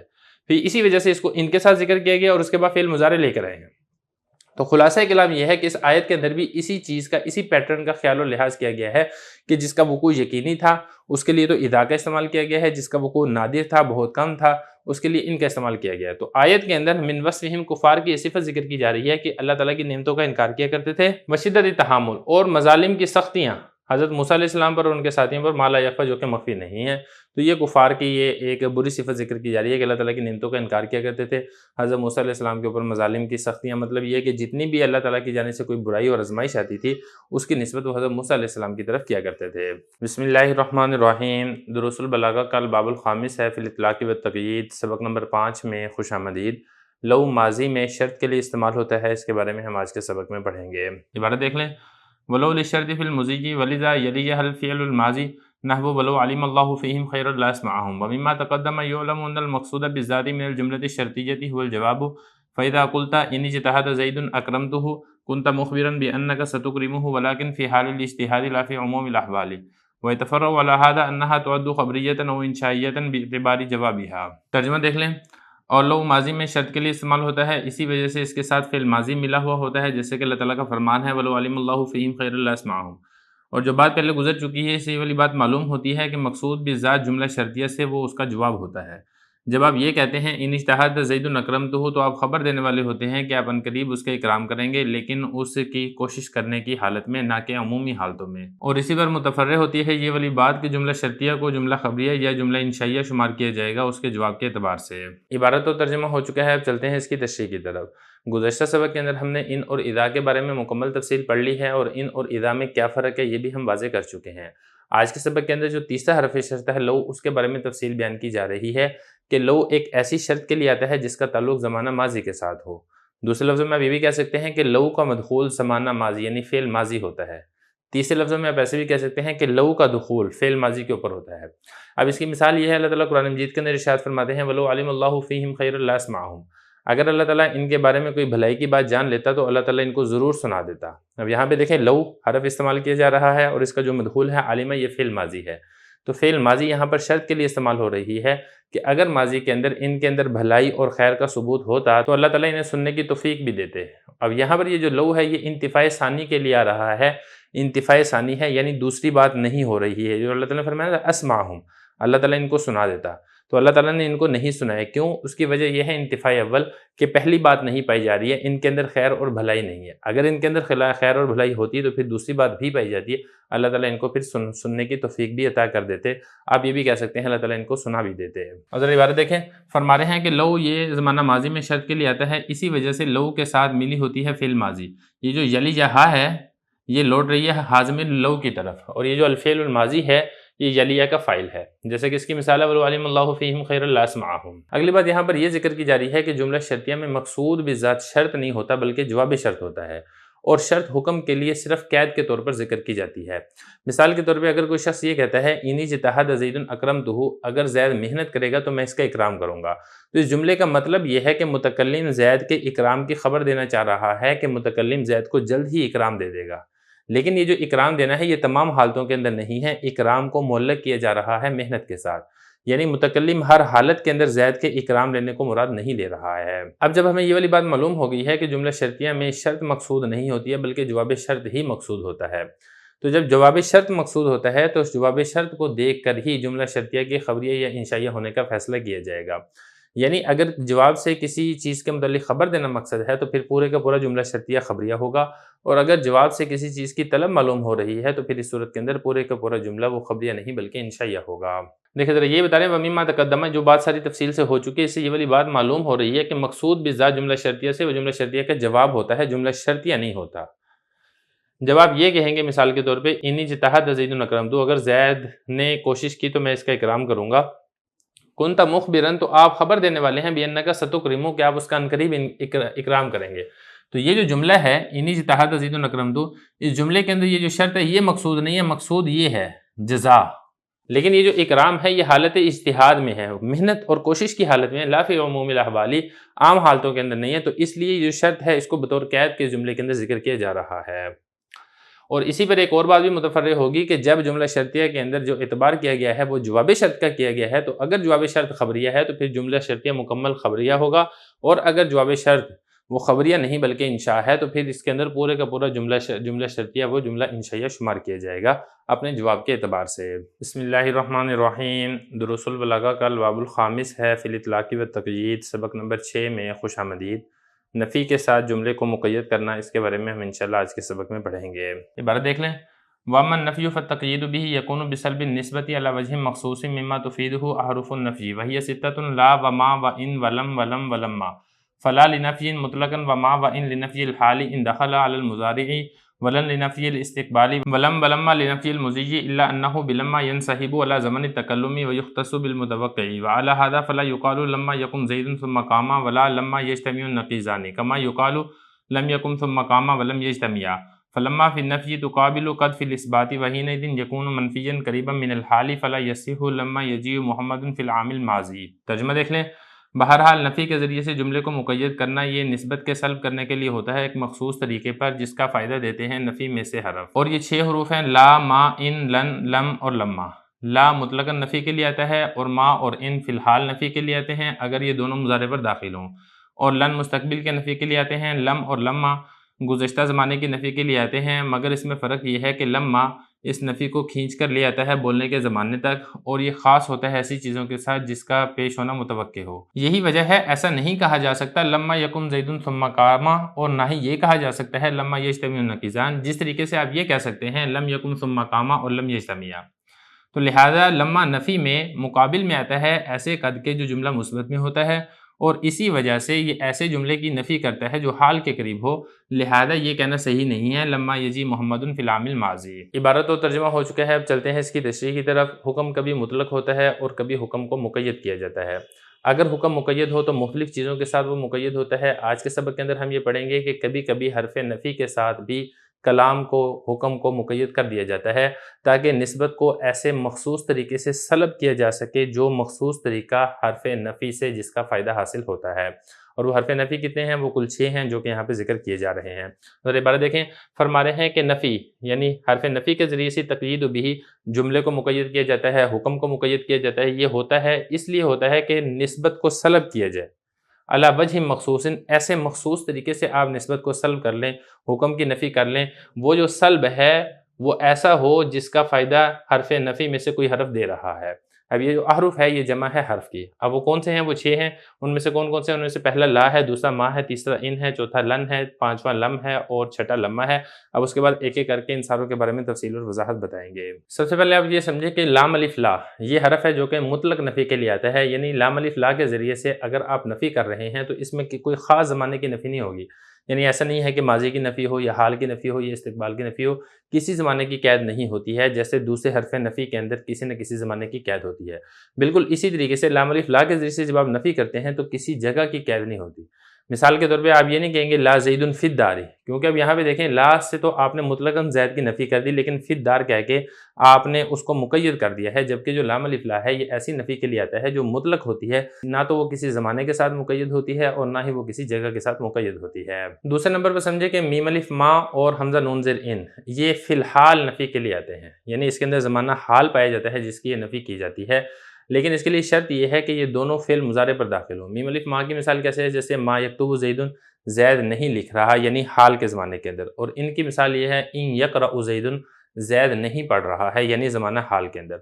3 حرف ہو گئے۔ چوتھے نمبر پہ لام نون زبر لن، یہ استقبال کے لیے یعنی آئندہ زمانے کے لیے نفی کے طور پر استعمال ہوتا ہے۔ یہ بھی حرف نفی میں سے ایک حرف ہے اور یہ حروف ناصبہ میں سے ہے۔ فعل مضارع پر داخل ہو کر یہ نصب دے دیتا ہے اور اس کا تعلق زمانہ استقبال یعنی زمانہ مستقبل کے ساتھ یہ خاص ہوتا ہے، جیسے کہ لن یضربا، ہرگز نہیں مارے گا، کب؟ زمانہ آئندہ کے اندر، زمانہ مستقبل کے اندر۔ اس کے بعد آگے 2 حرف ہیں، ایک ہے لم اور دوسرا ہے لما۔ ان کا تعلق زمانہ ماضی کے ساتھ ہے، یہ زمانہ ماضی کے اندر نفی کے طور پر استعمال ہوتے ہیں، لیکن لم اور لما کے اندر تھوڑا سا فرق ہے۔ لما کے ذریعے سے جو آپ نفی کرتے ہیں اس کے اندر ایک تو استمرار ہوتا ہے، دوسرا اس کے اندر استغراق ہوتا ہے، یعنی نفی کا تعلق اگرچہ ماضی کے ساتھ ہے لیکن زمانہ ماضی سے لے کے زمانہ تکلم اور حال تک یہ والا کام ابھی تک نہیں ہوا ہے، یہ بتانے کے لیے لما استعمال ہوتا ہے۔ جیسے آپ کہیں گے نا لما یضرب، تو اس کا مطلب یہ ہے کہ زمانہ ماضی میں نہیں مارا ہے اور وہ جو نہ مارنے والی چیز تھی وہ چلتے چلتے حال کے زمانے تک کہیں بھی ضرب نہیں پائی گئی ہے، یہ تو ہوتا ہے لما کے اندر۔ لیکن جو نفی آپ لم کے ذریعے سے کرتے ہیں اس میں کبھی تو استمرار ہوتا ہے، جیسے لم یلد،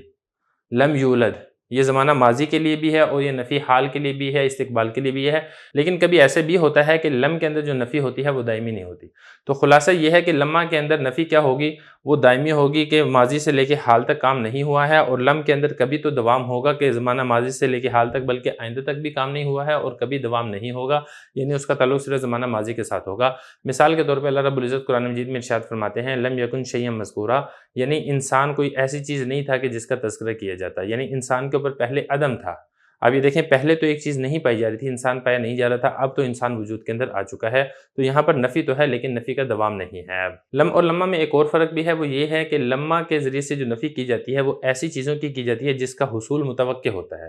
یعنی لما جس فعل کے اوپر داخل ہو رہا ہوتا ہے اگرچہ وہ فعل ابھی تک ہوا نہیں ہوتا ہے لیکن اس کا وقوع متوقع ہوتا ہے، اس کی امید ہوتی ہے کہ یہ والا کام ہو جائے گا۔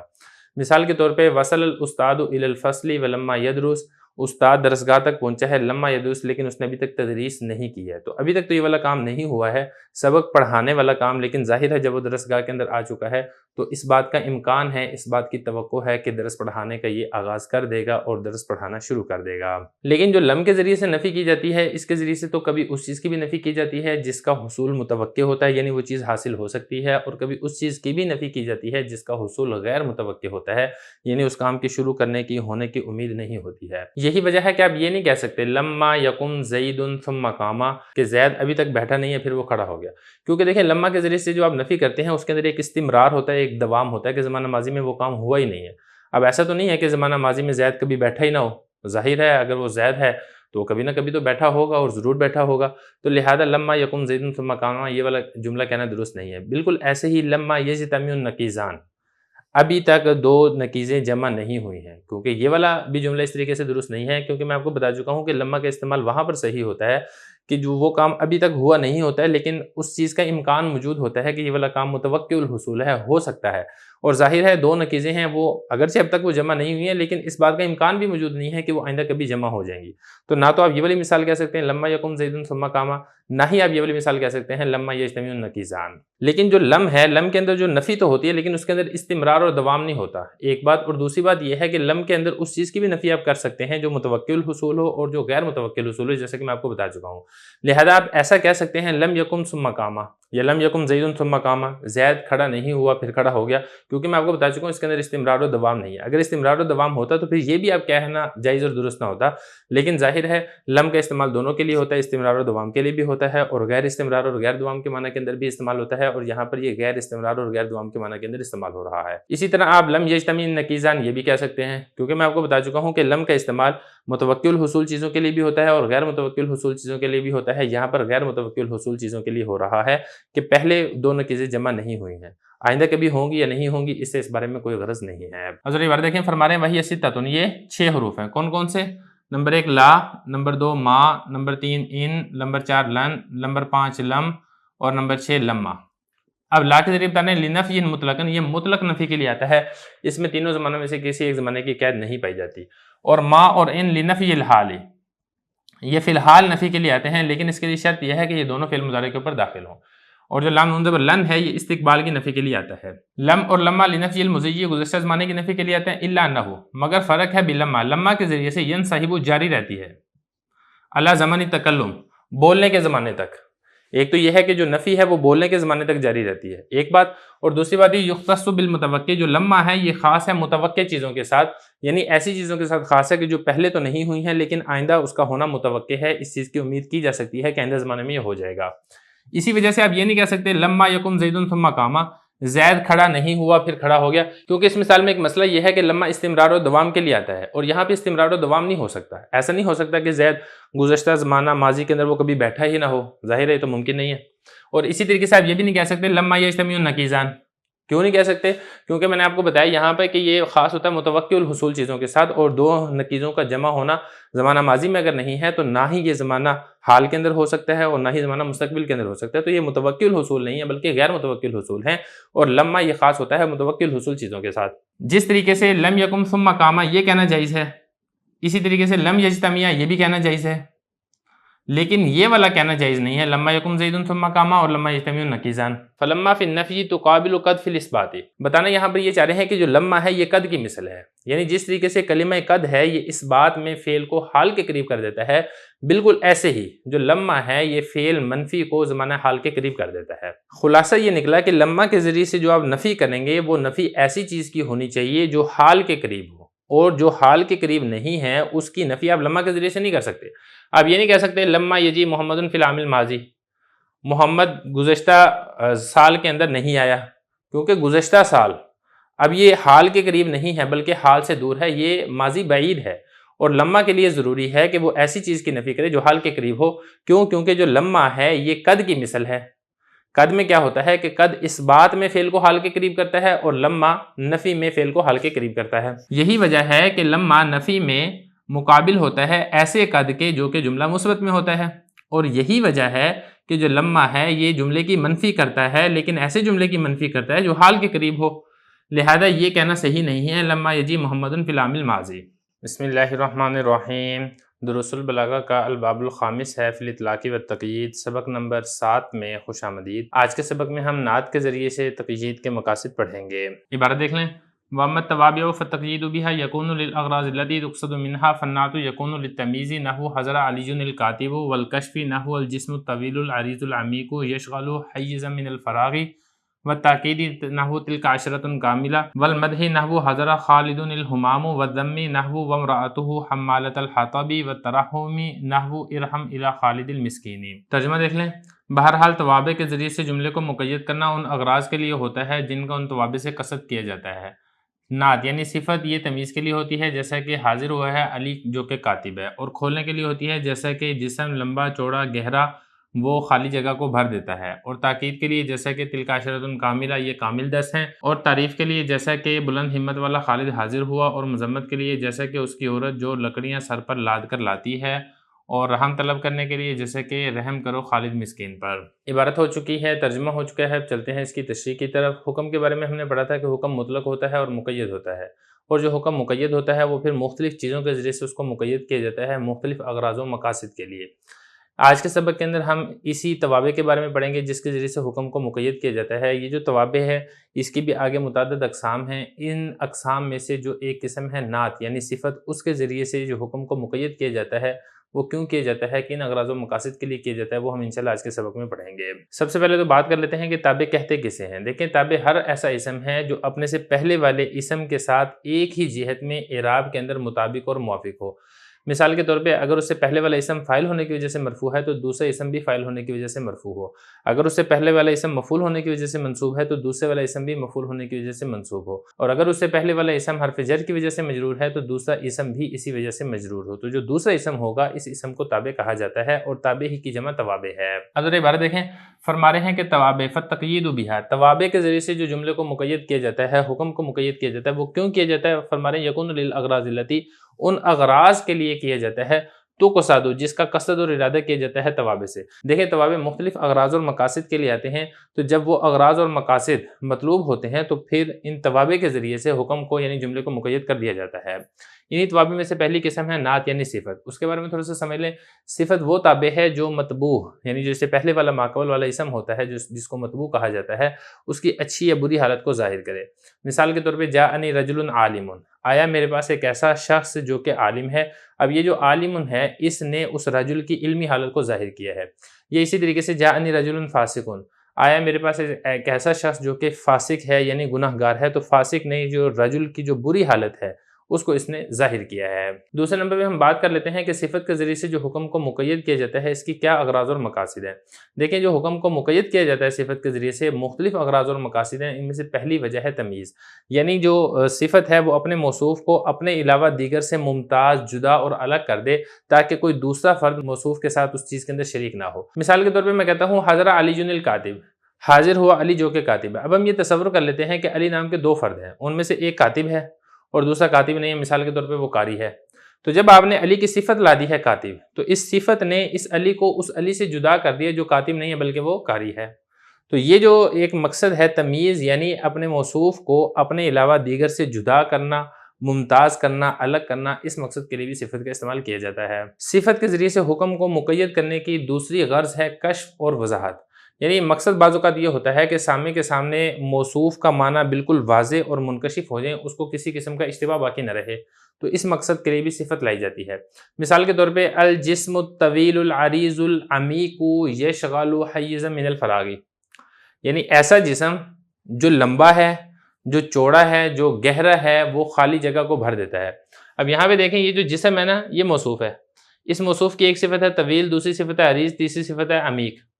تو ان تین صفات جو لے کر آئی ہیں اس کا مقصد یہ ہے کہ جو موصوف ہے وہ بالکل اچھے طریقے سے واضح ہو جائے، جو سامنے ہے اس سامنے کو کسی قسم کا اشتباہ نہ رہے، جو موصوف کا معنی ہے وہ بالکل واضح اور منکشف ہو جائے. اس وجہ سے یہاں پہ اس کی تین صفات لائی گئی ہیں. یا بعض اوقات ایسا بھی ہوتا ہے کہ تاکید کے لیے بھی صفت کو لایا جاتا ہے، یعنی موصوف کی تاکید اور تقریر کہ موصوف پکا، مضبوط اور پختہ ہو جائے اس وقت بھی صفت کو لایا جاتا ہے. لیکن یہ اس وقت ہوتا ہے کہ جب مسند لے اس وصف کے معنی کو متضمن ہو، تو پھر اس وقت جو صفت ہے یہ تاکید کے لیے استعمال کی جاتی ہے. اس کی مثال ہے جیسا کہ قرآن مجید کے اندر آتا ہے تلک عشرۃ کاملہ. اب یہ عشرہ موصوف ہے اور اس کی صفت آپ لے کر آئے ہیں کاملہ. اب یہ جو کاملہ صفت ہے اس کو صرف آپ تاکید کے لیے لے کر آئے ہیں. اگر آپ کاملہ کو ذکر نہ بھی کریں تب بھی عشرہ سے مراد پورے 10 دن ہی ہوتے ہیں. لیکن یہ جو کاملہ ہے، کاملہ نے جب آپ نے اس کو ذکر کیا تو وہ جو 10 والا معنی تھا اس معنی کے اندر مزید تاکید پیدا ہو گئی ہے، مزید پختگی پیدا ہو گئی ہے. یہ اسی طریقے سے قرآن مجید میں بھی آتا ہے دوسری جگہ پہ نفخۃ واحدہ. اب وہاں پر بھی دیکھیں نفخہ، اس میں بھی مراد ایک ہی نفخہ ہوتا ہے، لیکن جب اس کے بعد واحدہ صفت لائی گئی ہے تو اس صفت نے آ کے نفخہ کے معنی کے اندر تاکید پیدا کر دی، تقریر کر دی، تو تاکہ جو موصوف ہے وہ موصوف کو مزید پکا، پختہ اور مضبوط کر دیا. تو اس مقصد کے لیے بھی صفت کا استعمال کیا جاتا ہے، یعنی تاکید کے لیے. بعض اوقات ایسا ہوتا ہے کہ صفت لانے کا مقصد یہ ہوتا ہے کہ موصوف کی مدح کی جائے، موصوف کی تعریف کی جائے، موصوف کی ثنا کی جائے. تو موصوف کی مدح سرائی کے لیے بھی اس صفت کا استعمال کیا جاتا ہے. جیسے کہ میں کہتا ہوں حاضر خالد الہمام. ہمام کا مطلب یہ ہے بلند ہمت والا. حاضر ہوا خالد جو کہ بلند ہمت والا. اب یہاں پہ دیکھیں خالد موصوف ہے، اس کی صفت لائی ہے ہم نے ہمام. اب یہ جو ہمام یہاں پہ ہم صفت لے کر آئے ہیں تو اس کا مقصد صرف اور صرف خالد کی تعریف کرنا ہے، اس کی ثنا کرنا ہے، اس کی مدح کرنا ہے. یہ اسی طریقے سے اس کی دوسری مثال ہے بسم اللہ الرحمن الرحیم. شروع کرتا ہوں اللہ کے نام سے جو کہ رحمان ہے اور رحیم ہے. تو یہاں پہ لفظ اللہ کی جو ہم نے دو صفت لے کر آئے ہیں الرحمن اور الرحیم، یہاں پر بھی اس سے مقصد یہی ہے اللہ تعالیٰ کی حمد و ثنا بیان کرنا ہی ہے. یہ اسی طریقے سے بعض اوقات یہ ہوتا ہے کہ ذم کے لیے، مذمت کرنے کے لیے، یعنی جو موصوف ہے اس کی قباحت، اس کی برائی، اس کی شناعت، اس کی مذمت کرنے کے لیے بھی جو صفت ہے اس کا استعمال کیا جاتا ہے تاکہ موصوف کی خوب قباحت اور جو برائی ہے وہ سامعین کے اوپر واضح ہو جائے. اس کی مثال ہے جو کہ ابو لہب کی بیوی کے بارے میں اللہ رب العزت نے قرآن مجید میں ارشاد فرمایا وامرأتہ حمالۃ الحطب. اس کی بیوی جو کہ حطب لکڑیوں کو حمالہ اٹھانے والی ہے، یعنی جو سر کے اوپر لکڑیاں اٹھائے ہوئے پھرتی ہے. تو اب یہاں پہ دیکھیں یہ جو حمالۃ الحطب ہے یہ امرا کی صفت ہے. اب یہ جو امرا کی صفت حمالۃ الحطب لائی گئی ہے یہ صرف اور صرف امرا کی مذمت بیان کرنے کے لیے لائی گئی ہے تاکہ جو ابو لہب کی بیوی ہے اس کی جو مذمت اور اس کی جو برائی ہے وہ سامعین کے اوپر اچھے طریقے سے واضح ہو جائے. یہ دوسری مثال اس کی اور بھی ہو سکتی ہے اعوذ باللہ من الشیطان الرجیم. تو یہاں پہ دیکھیں شیطان کی جو رجیم صفت لائی گئی ہے تو اس کا بھی مقصد یہی ہے کہ جو شیطان موصوف ہے اس کی مذمت کرنا یہ مقصود ہے. اس قسم کی جو صفت ہوتی ہے اس کو صفت ذامہ کہا جاتا ہے، یعنی مذمت کرنے والی صفت. یہ اسی طریقے سے جو صفت لائی جاتی ہے اس کا ایک مقصد یہ بھی ہوتا ہے کہ موصوف کے اوپر رحم اور شفقت کو طلب کرنا تاکہ جو سننے والا ہے وہ موصوف کے اوپر رحم کرے اور شفقت کا معاملہ کرے. اس مقصد کے لیے بھی صفت لائی جاتی ہے. اس کی مثال یہ ہے ارحم الی خالد المسکین. اب یہاں پہ دیکھیں خالد یہ موصوف ہے، اس کی ہم نے صفت لے کر آئے ہیں مسکین. اب یہ جو مسکین صفت لائی گئی ہے یہ ترحم کے لیے ہے تاکہ جب ہم یہ کہیں گے کہ بھئی آپ اس خالد بیچارے کے اوپر رحم کریں تو یہ جو بیچارہ آپ نے کہا ہے نا یہ اس کا مقصد کیا ہے؟ اس کا مقصد یہ ہے کہ جو آپ کا سامنے ہے اس کو اس کے اوپر ترس آ جائے، اس کو اس کے اوپر رحم آ جائے، اس کو اس کے اوپر شفقت آ جائے، تو رحم اور شفقت طلب کرنے کے لیے بھی صفت کا استعمال کیا جاتا ہے۔ تو یہ چند اغراض اور مقاصد ہیں جن کے لیے صفت کو لایا جاتا ہے اور صفت کے ذریعے سے حکم کو مقید کیا جاتا ہے۔ ذرا عبارت دیکھیں، فرما رہے ہیں کہ نعت یعنی جو توابع ہے، توابع میں سے ایک قسم ہے نعت۔ نعت ابھی کن کن مقاصد کے لیے آتی ہے؟ ان میں سے پہلی قسم ہے تمیز، جیسا کہ حضر علی الکاتب یعنی ما عدا سے جدا کرنے کے لیے، اور دوسری ہے کشف، خوب وضاحت کے لیے کہ جو موصوف ہے وہ خوب واضح ہو جائے سامنے کے اوپر، یہ دوسرا مقصد ہو گیا۔ اور تیسرا اس کی میں مثال دے دی آپ کو، لمبا چوڑا گہرا جسم یشغلو، وہ بھر دیتا ہے، حیز جگہ، من الفراغ خالی، یعنی جو خالی جگہ ہے، ایک لمبا چوڑا اور بھاری جسم ہے، جیسا کہ مثال کے طور پہ میرا ہے، اب میں خالی جگہ میں بیٹھوں گا تو ظاہر ہے وہ تو بھر جائے گی۔ اور اسی طریقے سے تاکید کے لیے بھی صفت کا استعمال کیا جاتا ہے، جیسے تلک عشرۃ کاملہ، اس میں یہ جو کاملہ صفت ہے یہ صرف عشرہ کی تاکید کے لیے ہے۔ اور اسی طریقے سے چوتھا جو مقصد ہے وہ ہے مدح، تعریف، جیسے کہ حاضر خالد الحمام، اب یہ جو حمام ہے یہ ایسی صفت ہے جو کہ خالد کی مدح سرائی کے لیے لائی گئی ہے۔ وزم، اور اسی طریقے سے مذمت کے لیے بھی صفت کا استعمال کیا جاتا ہے، جیسے کہ وامرأتہ حمالۃ الحطب، اب یہ جو حمالۃ الحطب ہے یہ اس امرا موصوف کی صفت ہے جو کہ اس کی مذمت کے لیے یہاں پر لائی گئی ہے۔ اسی طریقے سے چھٹا مقصد ہے ترحم، رحم طلب کرنے کے لیے، جیسے کہ ارحم الی خالد المسکین، اب یہ جو مسکین ہے یہ ایسی صفت ہے جو کہ خالد کے اوپر رحم طلب کرنے کے لیے یہاں پر لائی گئی ہے۔ بسم اللہ الرحمن الرحیم، دروس البلاغہ کا الباب الخامس ہے فی الاطلاق والتقیید، سبق نمبر 8 میں خوش آمدید۔ آج کے سبق کے اندر ہم عطف بیان اور عطف نسخ سے تقیید کے بارے میں پڑھیں گے۔ عبارت دیکھ لیں، وعطف البیان یکون لمجرد التوضیح نحو اقسم باللہ ابو حفص عمر او للتوضیح مع المدح نحو جعل اللہ الکعبۃ البیت الحرام قیاما للناس ویکفی فی التوضیح ان یوضح الثانی الاول عند الاجتماع وان لم یکن اوضح منه عند الانفراد کعلی زین العابدین والاسجد الذهبی۔ وعطف النسخ یکون للاغراض التي تودیها احرف العطف كالترتیب مع التعقیب فی الفاء ومع التراخی فی ثم۔ ترجمہ دیکھ لیں، عطف بیان کبھی تو محض وضاحت کے لیے ہوتا ہے جیسا کہ اقسم باللہ ابو حفص عمر، یا وضاحت کے لیے ہوتا ہے تعریف کے ساتھ ساتھ جیسا کہ جعل اللہ الکعبۃ البیت الحرام قیاما للناس، اور وضاحت میں اتنا کافی ہے کہ دوسرا پہلے کو واضح کر دے جمع ہونے کے وقت، اور اگرچہ وہ اکیلے ہونے کی صورت میں اس سے زیادہ واضح نہ ہو، جیسا کہ علی زین العابدین، اور اسی طریقے سے اسجد الذهب۔ اور عطف نسخ ان اغراض کے لیے ہوتا ہے جن کو ادا کرتے ہیں حرف عطف، جیسا کہ ترتیب، تعقیب کے ساتھ فا میں اور تراخی کے ساتھ ثم میں۔ عبارت ہو چکی ہے، ترجمہ ہو چکا ہے، اب چلتے ہیں اس کی تشریح کی طرف۔ حکم مطلق بھی ہوتا ہے، مقید بھی ہوتا ہے۔ حکم کو مقید مختلف طریقوں سے کیا جاتا ہے۔ ایک طریقہ یہ ہے کہ توابع کے ذریعے سے حکم کو مقید کیا جاتا ہے۔ توابع کی تعریف ہم نے گزشتہ سبق میں پڑھ لی ہے۔ گزشتہ سبق کے اندر تابع کی ایک قسم نعت یعنی صفت کے بارے میں پڑھ لیا ہے۔ آج کے سبق کے اندر ہم تابع کی مزید 2 قسمیں پڑھیں گے، ان میں سے ایک ہے عطف بیان اور دوسرا ہے عطف نسخ۔ عطف بیان اور عطف نسخ کے ذریعے سے بھی حکم کو مقید کیا جاتا ہے۔ سب سے پہلے بات کر لیتے ہیں عطف بیان کی۔ دیکھیں، عطف بیان وہ تابع ہوتا ہے جو صفت تو نہیں ہوتا ہے لیکن اپنے مطبوع کو واضح کر دیتا ہے، اور اصل میں یہ مطبوع کے 2 مشہور ناموں میں سے جو ایک مشہور نام ہے یہ وہ ہوتا ہے، یعنی جو مطبوع ہے اس کے 2 نام ہوتے ہیں، ایک ان میں سے علم ہوتا ہے، دوسری کنیت ہوتی ہے، اور علم اور کنیت میں سے ایک مشہور ہوتا ہے اور دوسرا غیر مشہور ہوتا ہے۔ تو جو ان میں سے مشہور ہوتا ہے اس کو عطف بیان کہا جاتا ہے۔ یہ علم بھی ہو سکتا ہے اور اسی طریقے سے یہ کنیت بھی ہو سکتی ہے، یعنی اگر علم زیادہ مشہور ہے تو علم عطف بیان بنے گا، اگر کنیت زیادہ مشہور ہے تو پھر اس صورت کے اندر کنیت عطف بیان بنے گی۔ عطف بیان کی آپ نے تعریف سمجھ لی ہے، اب یہاں پر یہ سمجھیں کہ عطف بیان کے ذریعے سے بھی حکم کو مقید کیا جاتا ہے۔ اب یہ جو عطف بیان کے ذریعے سے حکم کو مقید کیا جاتا ہے، ان کی کیا اغراض اور مقاصد ہیں اس کو ذکر کیا جا رہا ہے۔ پہلا غرض اور مقصد یہ ہے کہ صرف توضیح یعنی صرف اور صرف وضاحت کرنا مقصود ہوتا ہے۔ عطف بیان کے ذریعے سے آج اگر آپ حکم کو مقید کرتے ہیں تو مطلب یہ ہوتا ہے کہ جو مطبوع ہے وہ واضح ہو جائے، تو عطف بیان سے مطبوع کی وضاحت یہ مقصود ہوتی ہے۔ اس کی مثال لے کر رہے ہیں، جیسے اقسم باللہ ابو حفص عمر، ابو حفص نے قسم اٹھائی اللہ کی، تو اب یہ جو عمر لے کر آئے ہیں یہ عطف بیان ہے جو کہ ابو حفص کی محض وضاحت کر رہا ہے کہ ابو حفص سے مراد کون ہے، اس سے مراد حضرت عمر رضی اللہ عنہ ہیں جو کہ خلیفہ راشد ہیں۔ کیونکہ دیکھیں جو ابو حفص ہے یہ حضرت عمر رضی اللہ عنہ کی کنیت ہے، اور حضرت عمر رضی اللہ عنہ کا ایک نام ہے عمر، لیکن یہ جو کنیت ہے یہ مشہور نہیں ہے، یہ غیر مشہور ہے۔ تو یہ جو حضرت عمر رضی اللہ عنہ کا نام مبارک ہے یہ مشہور ہے، تو لہذا اگر صرف ابو حفص کہا جاتا تو پتہ نہیں چلنا تھا کہ اس سے مراد کون ہے۔ تو یہ جو عمر ہے، عمر نے آگے پھر ابو حفص کی وضاحت کر دی کہ اس سے مراد حضرت عمر رضی اللہ عنہ ہیں۔ اول التوضیح مع المدح، عطف بیان لانے کا دوسرا مقصد ایک تو یہ ہے کہ مطبوع کی وضاحت ہو جائے، اور وضاحت کے ساتھ ساتھ اس کی حمد و ثنا یہ بھی ہو جائے، یعنی اس کی تعریف ہو جائے، اس کی مدح ہو جائے۔ اس مقصد کے لیے بھی عطف بیان کو لایا جاتا ہے۔ اب اس کی مثال دیکھیں، جیسے اللہ تعالیٰ قرآن مجید میں ارشاد فرماتے ہیں جعل اللہ الکعبۃ البیت الحرام قیاما للناس، اللہ تعالیٰ نے کعبہ جو کہ بیت حرام ہے اس کو لوگوں کے قیام کا ذریعہ بنایا ہے۔ اب اس میں سمجھنے کی بات یہ ہے کہ جو الکعبہ ہے یہ مطبوع ہے، اور البیت الحرام یہ اس کا عطف بیان ہے۔ اب اس میں دونوں مقصد پورے ہو رہے ہیں. ایک مقصد تو یہ ہے کہ کعبہ کی وضاحت ہو رہی ہے کہ کعبہ سے مراد کیا ہے، وہ ایک حرمت والا ایک گھر ہے، اور ساتھ ساتھ البیت الحرام کہنے سے اس بات کی طرف بھی اشارہ ہے کہ اللہ تعالیٰ نے اس کو ایک احترام والا حرمت والا گھر بنایا ہے. اس پہ فسق و فجور، لڑائی جھگڑا، قتل و غارت کرنا، یہ سب حرام ہے، اور بیت الحرام میں داخل ہونے والا جو شخص ہے وہ مامون ہو جاتا ہے، محفوظ ہو جاتا ہے. تو وضاحت بھی ہو رہی ہے اپنے مطبوع کی، اور ساتھ ساتھ اس کی حمد و ثنا یہ بھی کی جا رہی ہے. ویکفی فی التوضیح یوضیح ثانی. دیکھیں عطف بیان کے بارے میں ہم نے پڑھا تھا کہ یہ اپنے مطبوع کی توضیح یعنی وضاحت کے لیے آتا ہے. تو وضاحت کے لیے کیا ضروری ہے؟ وضاحت کے لیے اتنا ضروری ہے کہ جب عطف بیان اپنے مطبوع کے ساتھ آئے تو اپنے مطبوع کو واضح کر دے.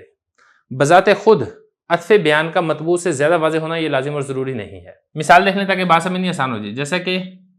علی زین العابدین، اب یہ علی مطبوع ہے اور زین العابدین یہ اس کے لیے عطف بیان ہے. اب زین العابدین یہ ایسا نہیں ہے کہ حضرت علی سے زیادہ واضح ہے، زیادہ مشہور ہے، جو کہ حضرت علی زین العابدین ہیں.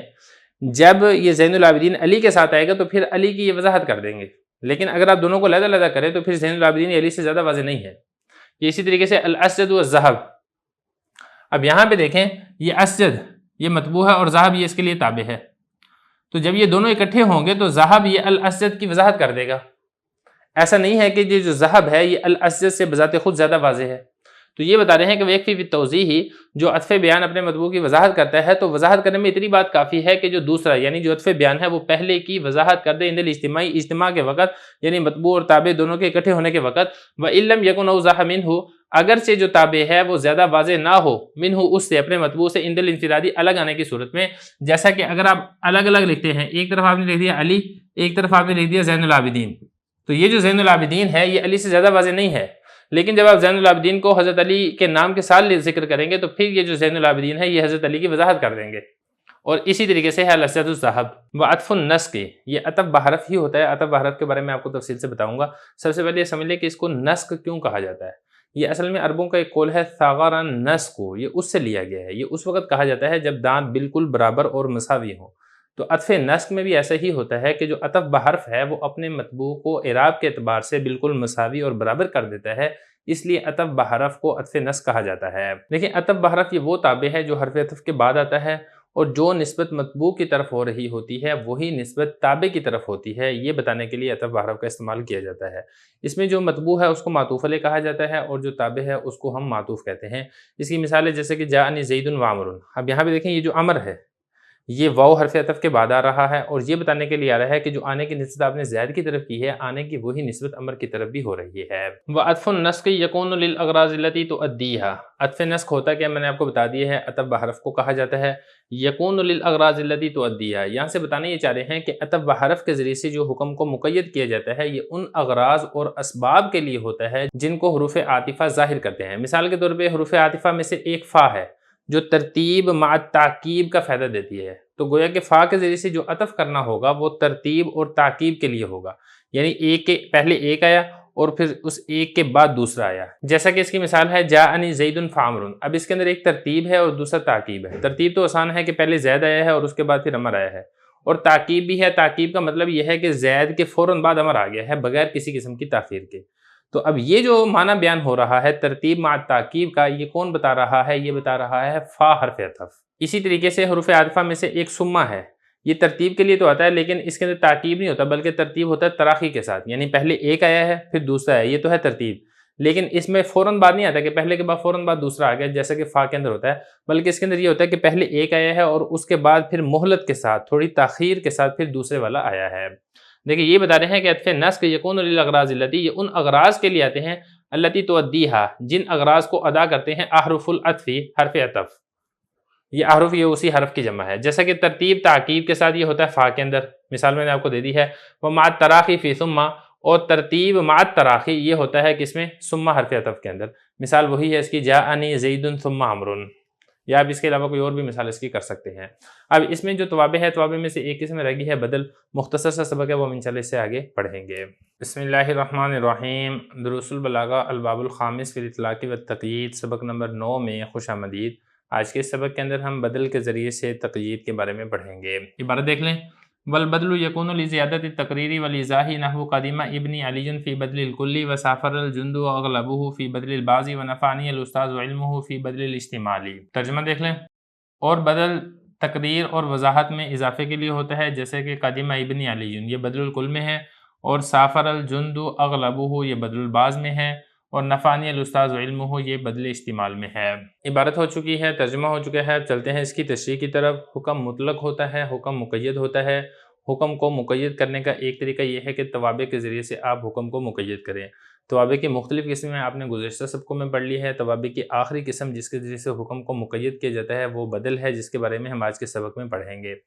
بدل کی تعریف کیا ہے؟ بدل کی تعریف آپ یہ سمجھ لیں کہ بدل وہ تابع ہے کہ مطبوع کی طرف جس چیز کی نسبت کی گئی ہے بعینہ اسی چیز کی نسبت تابع کی طرف کی گئی ہو، مگر اس نسبت میں مقصود بدل ہو، مبدل منہ مقصود نہ ہو، اس کو کہا جاتا ہے بدل۔ اور یہ جو مبدل منہ ہے یہ بطور توطیہ اور تمہید کے ذکر کیا جاتا ہے، مطلب یہ کہ بطور ایک تمہید کے، اور اصل جو ہے اصل چیز وہی ہوتی ہے جو کہ بدل ہوتا ہے، جس کو آپ تابع بھی کہتے ہیں۔ اصل بتانا وہی ہوتا ہے، تو صرف جیسے ہوتا ہے نا کوئی بات آپ شروع کرتے ہیں تو شروع کرنے کے اندر آپ ایک بطور تمہید کے لیے اور ابتدائی باتیں آپ ذکر کرتے ہیں، تو یہ جو مبدل منہ کی حیثیت ہے یہ اسی تمہید والی حیثیت ہوتی ہے۔ اب یہ بدل ایسا تابع ہے جس کے ذریعے سے مطبوع یعنی مبدل منہ کو مقید کیا جاتا ہے، اور اس کا مقصد کیا ہے؟ مقصد یہ ہوتا ہے کہ جو مبدل منہ ہے اس میں مزید وضاحت ہو جائے، مزید تقریر، تو تقریر میں اور وضاحت میں مزید اضافے کے لیے اس بدل کا استعمال کیا جاتا ہے۔ اب بدل کے بارے میں آپ پڑھ چکے ہیں کہ بدل کی 4 قسمیں ہیں، لیکن یہاں پر جو کلام فصیح ہے اس کے اندر بدل کی 3 قسمیں شمار کی جاتی ہیں، بدل الکل، بدل البعض اور بدل الاشتمال۔ جو چوتھی قسم ہے بدل الغلط، اس کو یہاں پر ذکر نہیں کیا جاتا ہے کیونکہ فصیح کلام کے اندر بدل الغلط یہ استعمال نہیں ہوتا ہے۔ پہلے نمبر پر ہے بدل الکل۔ بدل الکل کی تعریف اس طریقے سے کی گئی ہے کہ بدل الکل میں بدل اور مبدل منہ دونوں کا مصداق ایک ہو، اور جو مقصود ہو، مقصود یہ ہے کہ مبدل منہ کی زیادتی تقریر اور وضاحت ہو۔ جیسے کہ اس کی مثال ہے قدیم ابن علی۔ اب اس میں دیکھیں یہ جو ابنی ہے یہ مبدل منہ ہے، اور یہ جو علی ہے یہ بدل ہے، اور جو ابنی کا جو مدلول ہے بعینہ علی اسی کا وہی مدلول ہے، جو مصداق ابنی کا ہے وہی مصداق علی کا ہے۔ تو پھر یہاں پہ علی کو ذکر کیوں کیا گیا ہے؟ تو علی کو یہاں پہ جو بدل کو ہم لے کر آ رہے ہیں تو اس سے مقصود صرف ابنی بیٹے کی وضاحت کرنا مقصد ہے، کیونکہ ممکن ہے اس کے اور بھی کچھ بیٹے ہوں، تو یہ اپنے اس بیٹے کی وضاحت کر رہا ہے کہ میرا وہ بیٹا ہے جو کہ علی ہے۔ دوسرے نمبر پر ہے بدل البعض۔ بدل البعض یہ وہ بدل ہوتا ہے جو اپنے مبدل منہ کا ایک حصہ ہوتا ہے، پورا مصداق نہیں ہوتا ہے۔ اب اس کی مثال جو ہے وہ ذکر کیا، سافر الجند اغلبہ۔ جند یعنی لشکر نے سفر کیا، اور سفر سارے لشکر نے نہیں کیا بلکہ اغلب اس کا جو غالب حصہ تھا اس نے سفر کیا۔ تو یہاں پہ دیکھیں جند یہ مبدل منہ ہے اور اغلبہ یہ اس کا بدل ہے، اور یہ جو اغلبہ ہے یہ اپنے مبدل منہ کی وضاحت کر رہا ہے، اور ساتھ ساتھ اس میں اس بات کے اوپر بھی دلالت ہو رہی ہے کہ سارے لشکر نے سفر نہیں کیا بلکہ بعض لشکر نے سفر کیا ہے۔ تیسرے نمبر پر ہے بدل الاشتمال۔ بدل الاشتمال کی تعریف یہ ہے کہ یہ وہ بدل ہے جس کا مبدل منہ سے کچھ لگاؤ اور تعلق ہو، جیسے کہ اس کی مثال ہے نفعنی الاستاذ علمہ، مجھے استاد نے یعنی اس کے علم نے نفع دیا۔ اب یہاں پہ دیکھیں الاستاد یہ مبدل منہ ہے اور علمہ یہ اس کا بدل ہے، اور یہ جو علمہ ہے یہ اپنے استاد مبدل منہ کی وضاحت کر رہا ہے، اور ساتھ ساتھ یہ جو بدل ہے اس بدل کا مبدل منہ سے ایک لگاؤ اور تعلق ہے۔ تو دیکھیں یہ بتا رہے ہیں کہ بدل یکون اس کے ذریعے سے جو تقریر کی جاتی ہے یہ کس لیے آتا ہے؟ غرض اس میں ہوتی ہے زیادتی تقریر اور وضاحت، جیسے کہ قدیم ابن علی یہ مثال ہے بدل الکل کی، اور اسی طریقے سے سافر الجند اغلبہ یہ مثال ہے بدل البعض کی، اور نفعنی الاستاذ علمہ یہ مثال ہے بدل الاشتمال کی، اور چوتھی قسم میں آپ کو بتا چکا ہوں بدل الغلط، یہاں پہ کلام فصیح میں استعمال نہیں ہوتا ہے۔ اسی کے ساتھ ہی 5واں باب فی الاطلاق و تقیید یہاں تک مکمل ہو گیا ہے۔ اب اس کے بعد انشاءاللہ 6واں باب فی القصر شروع کریں گے۔